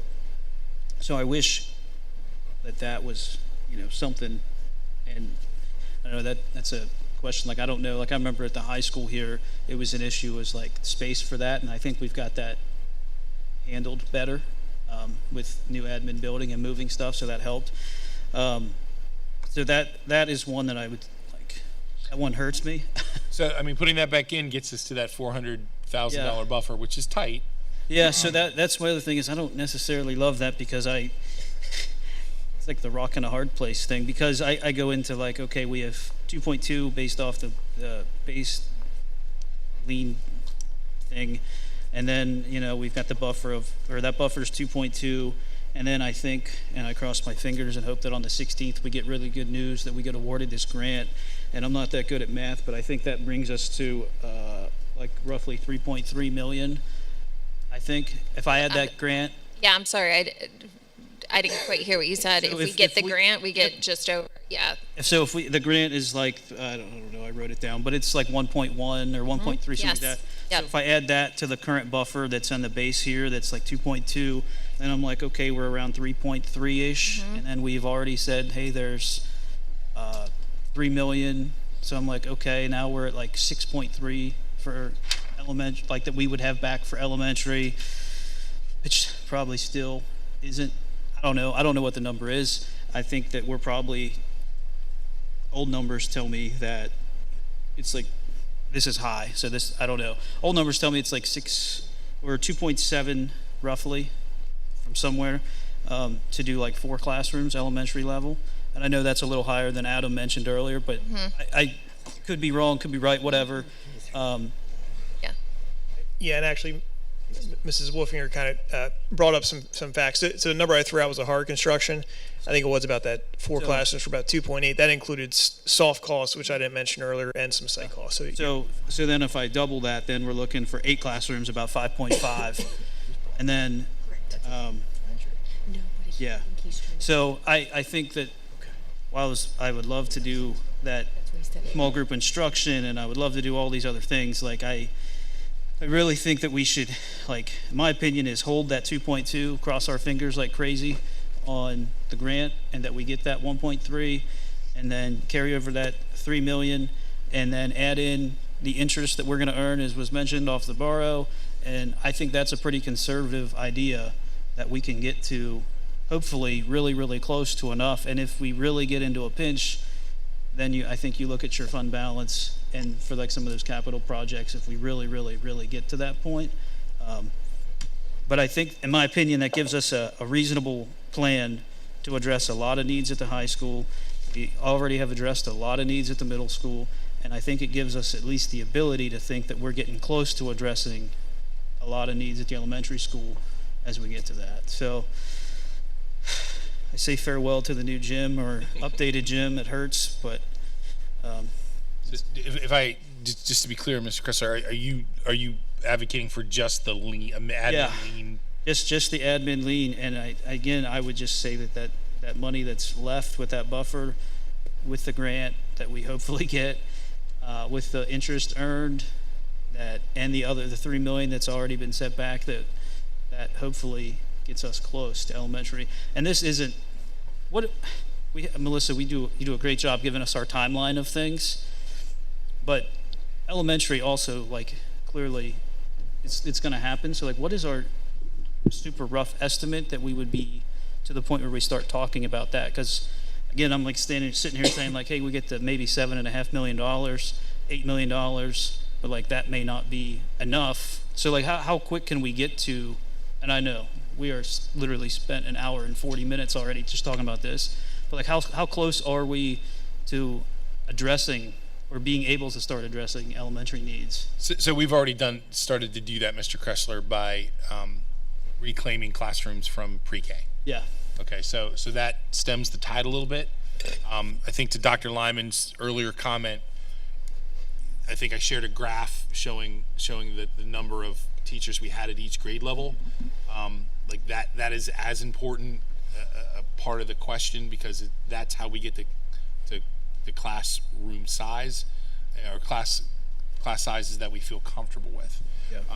Yeah. So we are in the process of at least trying to mitigate that, moving forward. That does buy us some time. I'm kind of focused on getting this one. Yeah, I totally get it. This one out of the gate. But I think we, I hate to give a quote because then people come back and remind me of it, but I think a minimum of 3 years, maybe 5 years. You got to remember like how long the process takes to agree on a project. Yeah. And then build that project. Is another factor. So. Yeah, I think Fred said something great earlier. He was, like the discussion is, like we've discussed all of this stuff really to death for a long time about a lot of different projects. So I think that we kind of got to keep, my opinion is we got to kind of keep in mind that we're at this point now because like the way previous boards over the course of years set us up to get here. So now we sort of have to be able to make those hard decisions, which are incredibly tough in some scenarios. But I really think that we have to make these like decisions like, you know, we're going to discuss this on Monday, and I don't know what's that date, the 8th. We find out good news, fingers crossed, about Grant 16th. on the 16th, and then we come back hopefully ready to vote on this at the end of this month, whatever that Monday is, 22nd. Like, anyone who has questions about like seeing things, like Mike said it there and said it, like, that's awesome. Like, go see everything you can possibly see with your own eyes. And like, I just think that, like, Fred, we've talked about it 1,000 times. We got to, like, the athletic stadium about, we waited and we waited and we waited and we waited, and like, we're finally really, really close. Like, to me, like time is money, and we really have got, in my opinion, to just be prepared to make a decision. I don't think this is rushed. I think that it's something that, my goodness, I've had probably 100 board meetings in 2 years. I mean, our committee meetings just about a lot of this stuff, and I just think that we have got to be able to, like, you know, set the train loose. Thank you. Mr. Bard? I think I can stick with the 2.2. I'm not real fond of the parent loop. I mean, but because I think it could, personally think it could cost you $8,000 to $10,000 to do a traffic study if we got to pay for it, and if we cause a problem, all we're really doing is moving it. I don't know. But yeah, I can go with the 2.2. But if we get the grant, and I know Levi just spent that money, but you know, that may end up being way more than $2.4 million for a parent loop. If we got to do traffic study, if we got to put a red light up or whatever we got to do to make that work. So that being said, I mean, there's stuff on here that I'd like to see on here. I mean, we most definitely need a maintenance building. Our building over there, the barn's falling, they're being held by the cable. I mean, that's something that needs, and I know it's not in the bond or anything like that, but there's a lot of stuff we need. I know it's not on there, but you know, I can deal with the 2.2. It's all right, Steph. I'm so sorry. I came with 1,000 questions tonight. The additional scope stuff that's at the bottom, it's kind of like, I assume that's like kind of a la carte, like, hey, pick what you want, kind of thing. Like something like the auxiliary gym floor replacement that comes out to like 126,000. Like, those are things that, like, at some point, board members, like, we've all discussed everything. And like, I look at that. I could also look at the bleachers in the gym, which have given us a tremendous amount of problems in the last couple of years with parts breaking, and then the bleachers stay out, and then our teams can't actually have a full gym to practice. And so, like, those are things that I look at and say, again, I just advocated for saving money for elementary. But like, like, just for example, the auxiliary floor replacement, like, what does that look like? Is that like putting a new, like, wood floor down? It's whatever type of, what we have priced there is to match the existing. So I think there's a wood floor in now, and this would be the price to replace it with similar. Now, you have different options for your type of flooring, but we are just saying, hey, if we have to replace what's there with current, this is what it is. So when Mr. Kreitz was here, we actually did speak about doing that. That's an in-house project that we could literally get an estimate and do that ourselves. So that could be one of our own capital projects instead of having to. I'm sorry, but I looking down this list, and you get paid for everything we do. We want on this bottom list, right? We have to pay you a commission or whatever to get it done. Do you have to pay us It's proposed. You're going to do the work. We got to pay you, correct? Of course. Okay.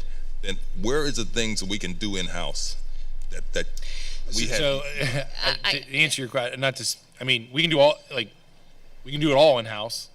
Okay, but we have to have funding for it. Like, we have this big funding coming. We just have to decide what do we want to prioritize right now and get done immediately. Yeah. Is there something we want to add out of this project that gets it done there? And I know it's easy to say, well, we can do it in house. You got to remember, like, that's not as easy as it sounds all the time. You know, our maintenance folks have to do that, or at least facilitate it. So definitely, I put those up there in case someone wanted to say, well, you know, I'm happy 2.2 is good, but I could live with two flat if we get something off this list. Okay. You know, It's coming. It's coming. So, you know, Fred, to your point, it's 6 one, half dozen the other. Like we can do it ourselves. It's going to take longer. Okay. Why would it we may take- be able to knock out some of this stuff here. I just want to get us to a number that we're comfortable with, that gets us the biggest bang for our buck with this borrow. I have no problem with that. I'm just looking at the bottom part here, and Levi brought it up. There was a list of things that when Chad was here and you made a list of things that we could do in-house that we wouldn't have to pay you for. So Trying to find out where they're at. I'm just going to remind you a little bit of where this list came from. So as part of the study that we put together, there was a document, project selection matrix, that looks pretty similar to this. And if you go in your binder and you look at the study, there is a list of projects for each building. And they are broken out into 3 categories. One category is what makes sense to include in a project, like a big project like this. The second is work that the district could accomplish in-house, just as you're talking about. The third is future work. So work that we are noticing needs to be done, but it's not urgent, right? It's something that could be deferred probably 5 years or more. But we want to make you aware of it because it's on the horizon and you should be planning and budgeting for it.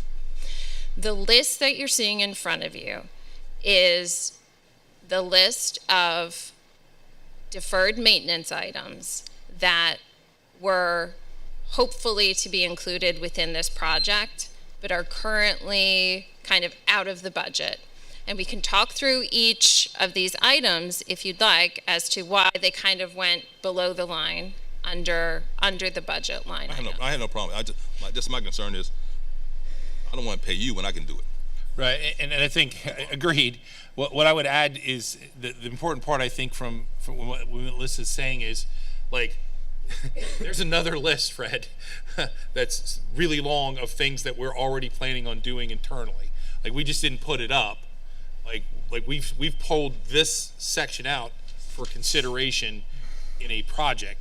We have a list of capital projects that is fairly lengthy that we need to look at as well. Okay, so are any of these on that list? So that's we divided them out into, we believe these are project worthy, be considered to be in the project. Doesn't mean they have to be, but they are worthy to be considered in a project, because I think there's some urgency to some of these things. Yes. The red, green, and yellow. Yes, Yeah, those are the forms, yes. Yeah, I Because we remember. assigned alarm, alert, and caution kind of phase to them. Wasn't there another row with things we could do in-house? I'm sorry, could you Wasn't there another row about, you told that thing we did with red, green, Yes. green, red, and yellow? Yeah, and basically Yellow and what red. you're seeing, right, are the red items. So everything that was considered kind of alert or an urgent, is part of the major project. So your building additions, your asset protection, everything to support those at both buildings. And then these are kind of those one-off. These were those scopes of work that were considered to be maybe a little bit too large for the facility staff to take on independently and make sense to include as a part of these projects. And they're kind of offered here as a way for you to consider including them if you would like to utilize some of the buffer within your budget. Okay. I got one more. I'm so sorry. So I brought up That's why that we're here, Mr. President. I brought up that auxiliary gym because like a year and a half ago or so, well, even before that, but we started hearing like the requests from like community members about a wrestling room, which to build a new wrestling room costs a substantial amount of money. It's essentially kind of like a classroom, like that kind of square footage and stuff.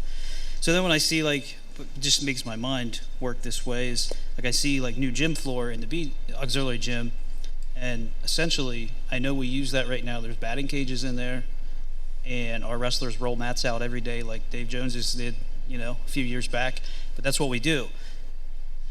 So I've had this like thought in my mind for a while, and I think we have well over 110 kids in wrestling in our district right now, and it's only going to expand with us adding the girls program.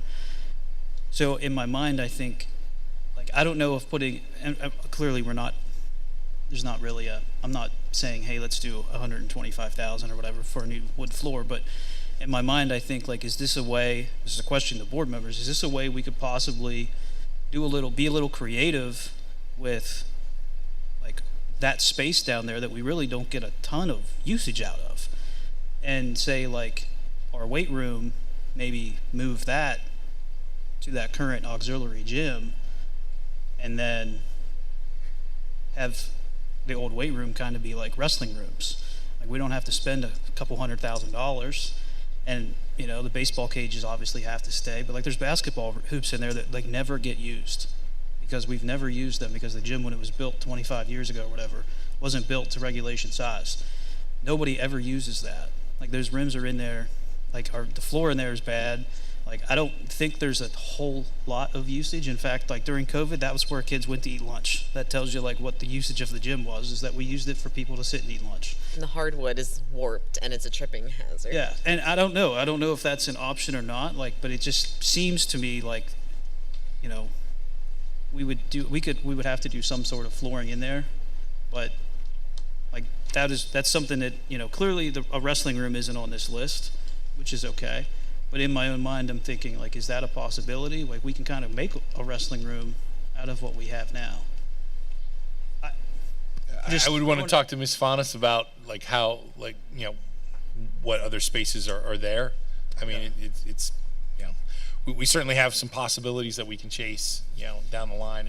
And maybe it's a terrible idea, but I just think, like, as we talk about budget and like all the wants and needs of all the different groups of people and staff, community members, like ourselves, and our own like desired wish list, and kids and athletes and band and all these different things, like, I think that's one that really doesn't cost us a whole ton of money if it's a possibility. Maybe it's not, but I just think it's worth exploring.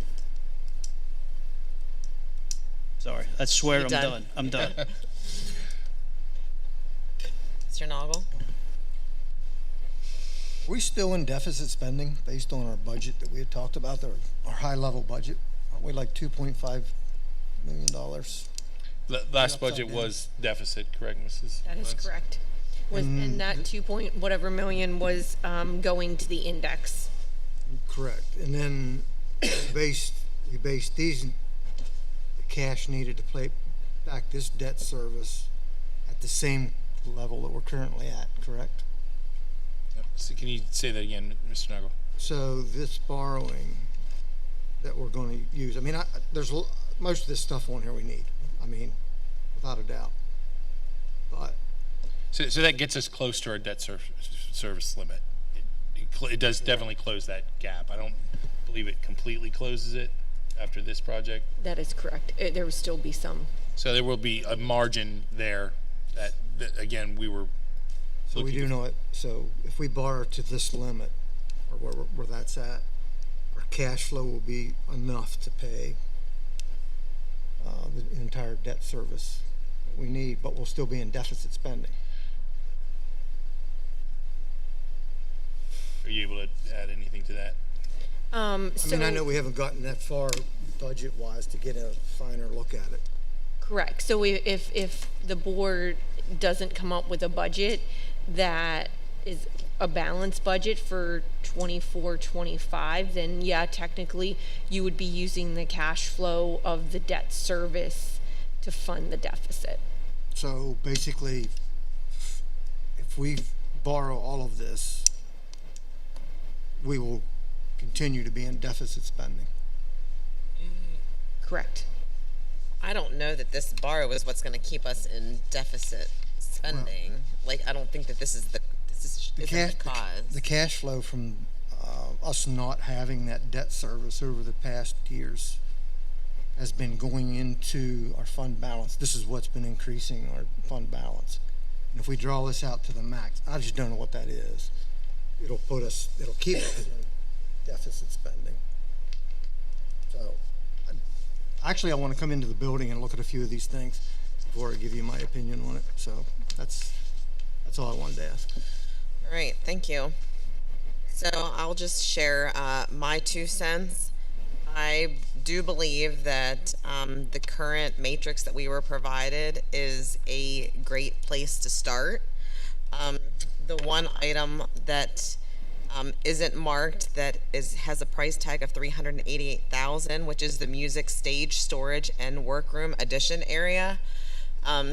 Once you take a tour of that area, especially in the summer, it is a huge. The eyesore is not even the concern; it's the safety, the storage. With all of the different plays, there's materials like paint cans, like all of the stage stuff, like there's not adequate storage. And I believe that it was even recommended at one point when people have done walkthroughs that it was identified as a safety hazard because of all of the stuff there. So I would be interested in seeing that music stage storage area. We lack storage in this district. I mean, I think everyone, even in our own homes, I feel like we could all say that we need more storage just for if it's utilities, cleaning closets. So I'm a huge fan of getting us some more storage. I'm very comfortable with the $2.2 million being a buffer. I actually think that that's a little too much. Just to have there. I know that we could, possibly also use it for other things, but looking at the additional scope for discussion with the board, Mrs. Luffy, one of her 2 greatest requests were the family consumer science area. Every single student goes through that, and we know that she really wanted the gymnasium. I do believe academics before athletics always, even though, athletics supports academics, but again, everyone gets something, no one gets everything. But looking at some of these additional scopes, there are some things that we could do in the gymnasium. It's going to be maybe similar to putting lipstick on a pig, like painting the ceiling. Our bleachers are currently at the end of their life. This is a once in 20, 25 year borrow. So if we do not do some of these things now, they're not going to get done. I think that the 2.2 is very conservative, but I would also like to see us painting the gym ceiling and replacing the gym bleachers, simply because those are a hassle. They are a safety hazard, and if we don't replace them now, who's to say that we're going to have that? For one, they're not going to be $369,000 to replace them in 2 years from now, 5 years from now.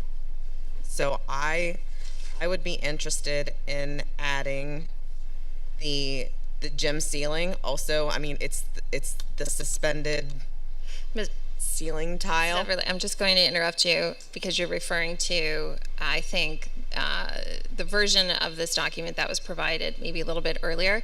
I would like to, what has been updated is that gym ceiling is currently under the asset protection, because we will be, if the high school expansion for the gymnasium is not selected as a priority, the gym ceiling and the lights in the current gymnasium will be addressed. So it will be,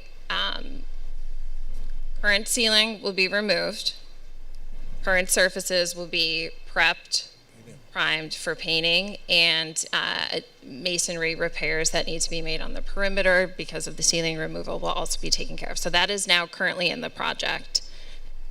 Do you know, as far as the height that we would receive? I don't know the extent of like the additional height that you would gain, but I can find that out for you and follow I was just up. wondering, because I know, like, with volleyball, I feel like our girls are at a disadvantage just because of our low ceilings, and wondering how Chad much. told me we discussed tearing that down and everything. I think 2 feet, because he's up in there walking around So that already. might help a little bit.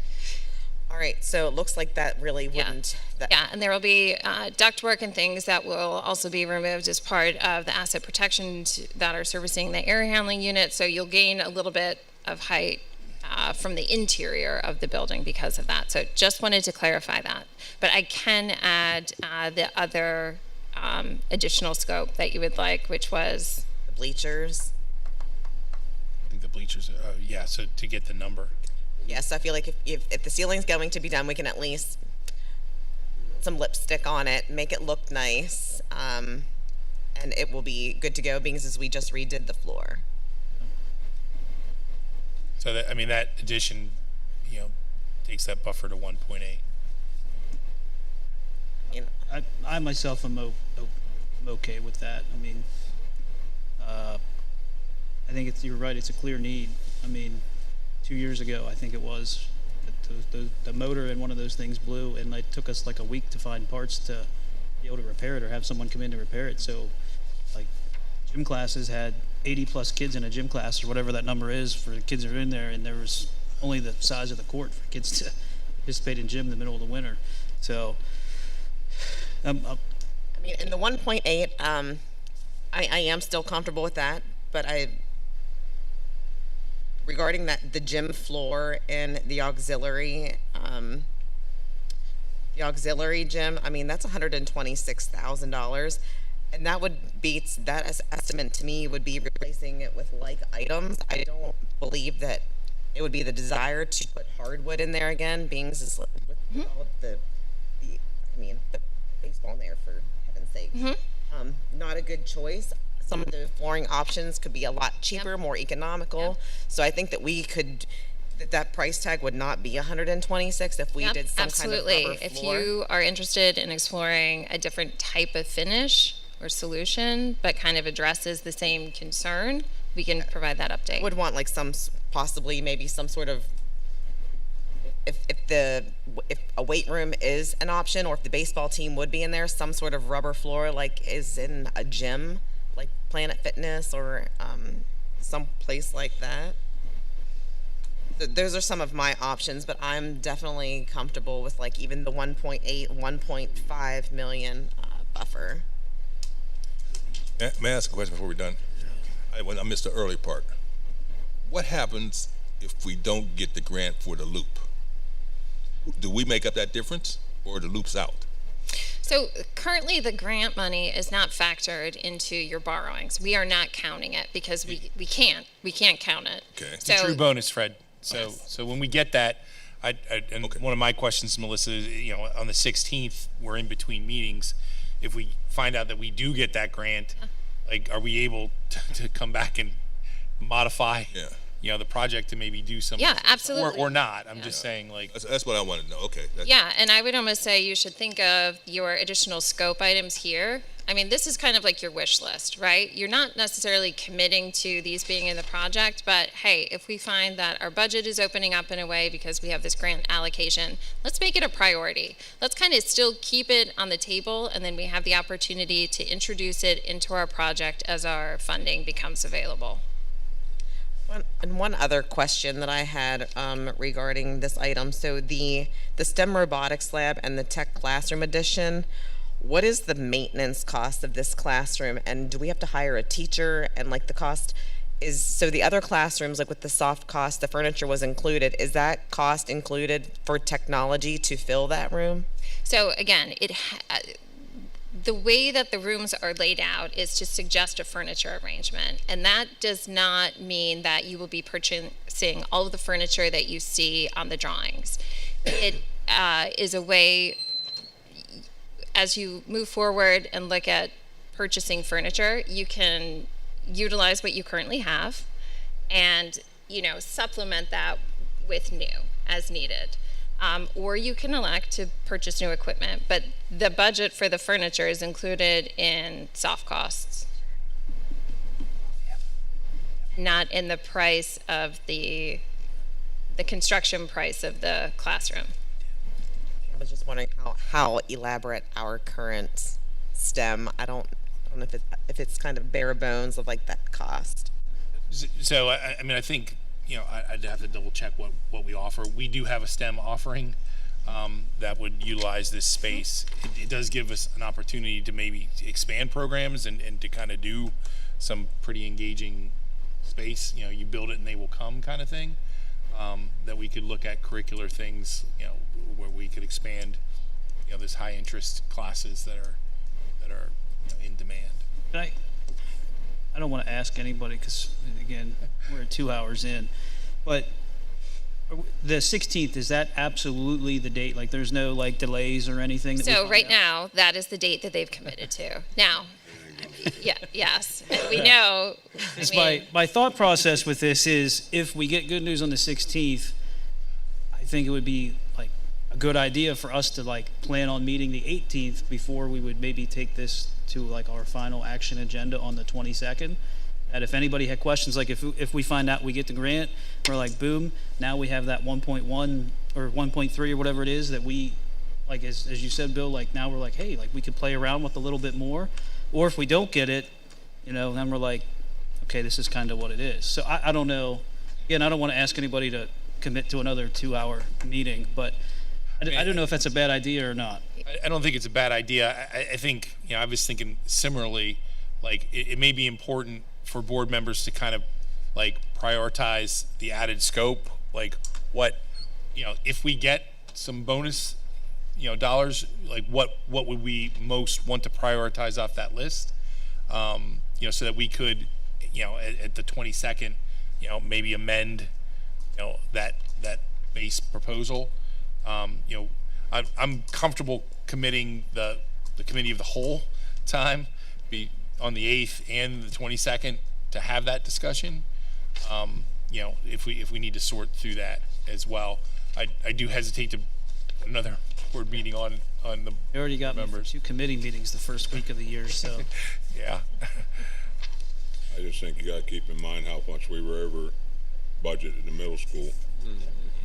For that, I know 1.8, that if we're over budget that much again, that ain't covering it. Well, I think also to keep in mind, as they stated, that we would have less of those change orders because it's more renovation versus we're not necessarily breaking ground. So, Yeah, I mean, it is a crystal ball type thing for sure, and certainly we want to be prudent.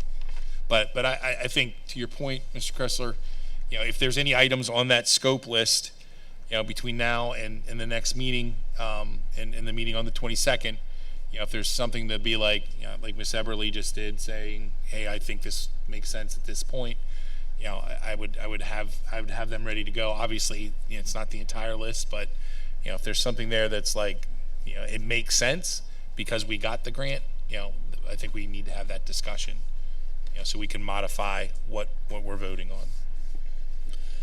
Would I be able to add 2 things real quick? sure. All right.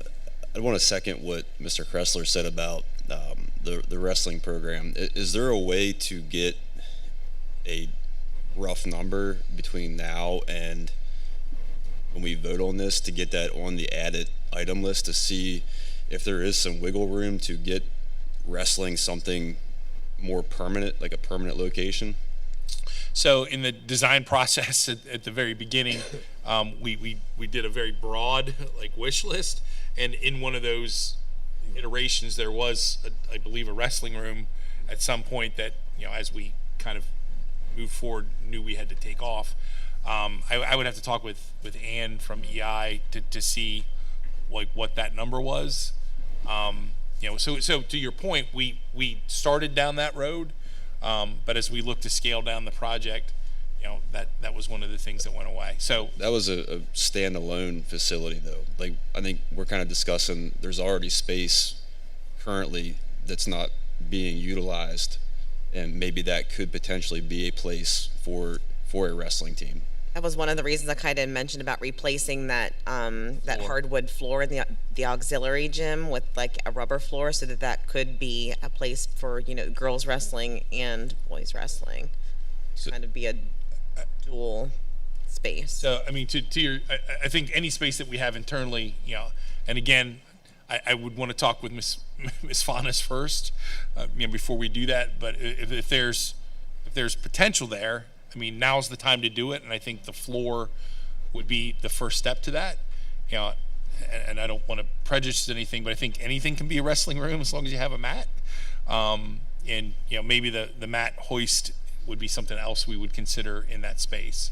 I don't, I would defer to Melissa on whether, like.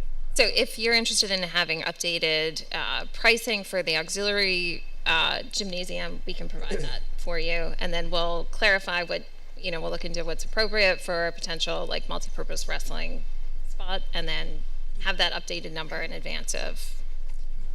Okay. Yeah, That was a big yes. Yes, yes. Sounds good. Thank you. Yes. And then just looking at the middle school layout here, for the music and band room expansion, what is the main goal there? Are they crammed for room as well? Yes. So our band program at the middle school, I think, can best be described as having exploded. So the space that was there was already inadequate, and now it's like really, really crowded. So when we build that, we will be able to accommodate that program the way it should be, and then we also free up that space, to the point of recovering classrooms and having other space. The advantage of that space also is, that space, again, the theme that we've tried to do through the design process is to ask ourselves, how flexible can we make each spot? So that then becomes a space that, we could hold faculty meetings in, we could do, like there's other opportunities that we could use that space for, and that's why I asked about the tiered flooring, just to make sure that space remained flexible. So. And then what will the old band room be utilized as? So we talked about storage and other spaces, so that space just becomes a place where, we can now have the orchestra in there at the same time. Some of it's a timing schedule issue. Because we have a lot of kids and we have one space, scheduling becomes difficult for that space. It gives us the flexibility. What I can tell you is that space is absolutely going to be used by the music program, very much so. And the 1,800 square feet, how did you guys come up with that number being the? Yeah. I think I have an answer, but I think. Really, it's a function of accommodating that growing number of the bands. So that seats about 90 to 100. Band members now, kind of set up in that way that kind of showed on a screen with the layout. So that's sort of how we arrived at it. Was really kind of testing the space with furniture. Just looking at it, so the existing band room, there's no option to build off of that current room to expand that. Like I'm just looking at different ideas. I'm not an engineer, obviously, but to me, that looks like a cheaper alternative to building a whole separate building across from it.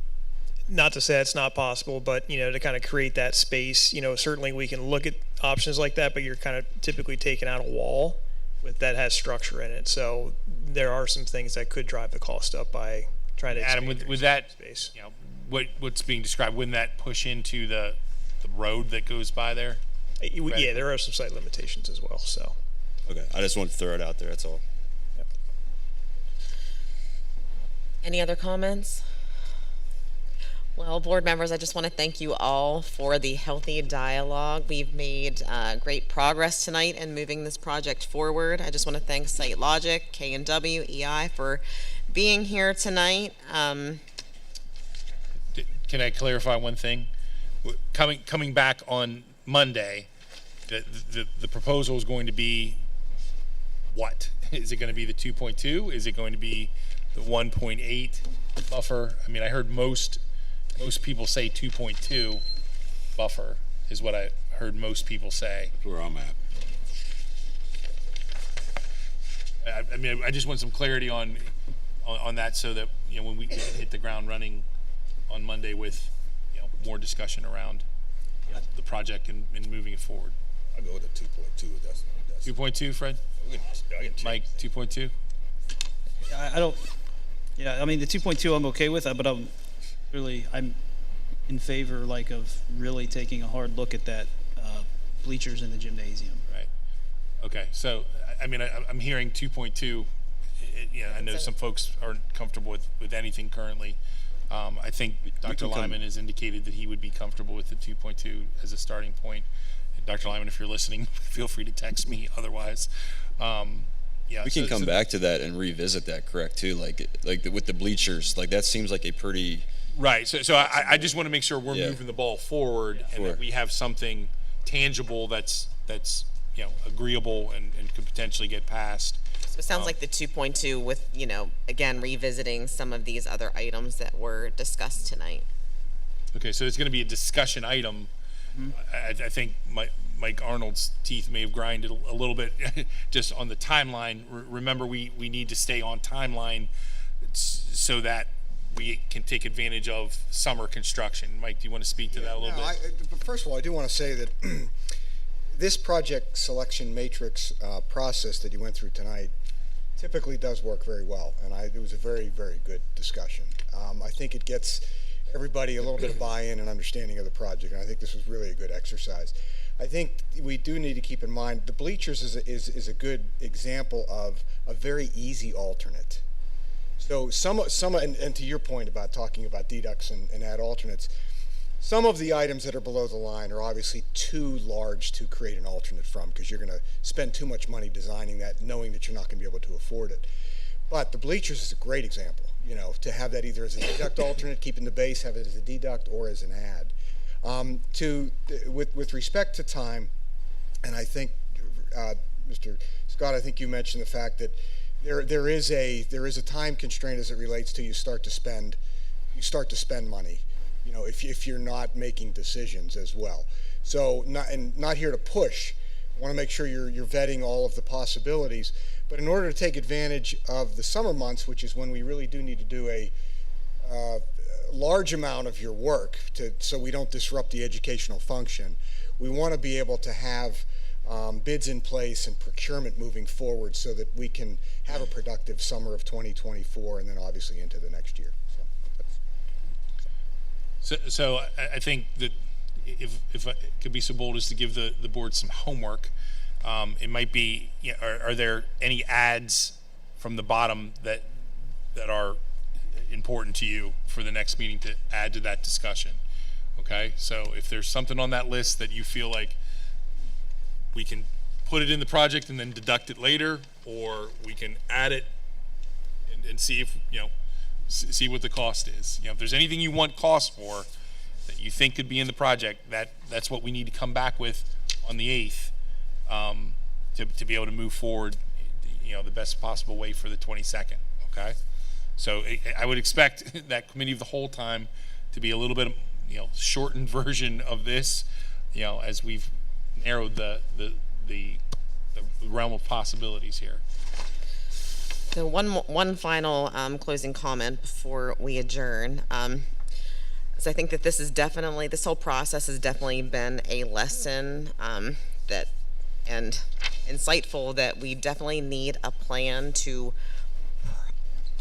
properly and realistically fund our capital projects budget, and find a way to make that happen and realistically, because clearly our borrow is not going to cover everything that needs done, and we do need a plan to prepare for these items that do need to be replaced or anything that might need that might break. So I'm entering into budget season, if we can kind of brainstorm on how to properly fund our capital projects.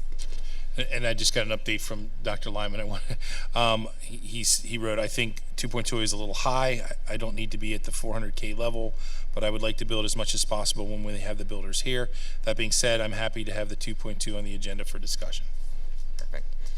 So I just wanted to let the community know that the board will be adjourning and heading into an executive session regarding contractual matters.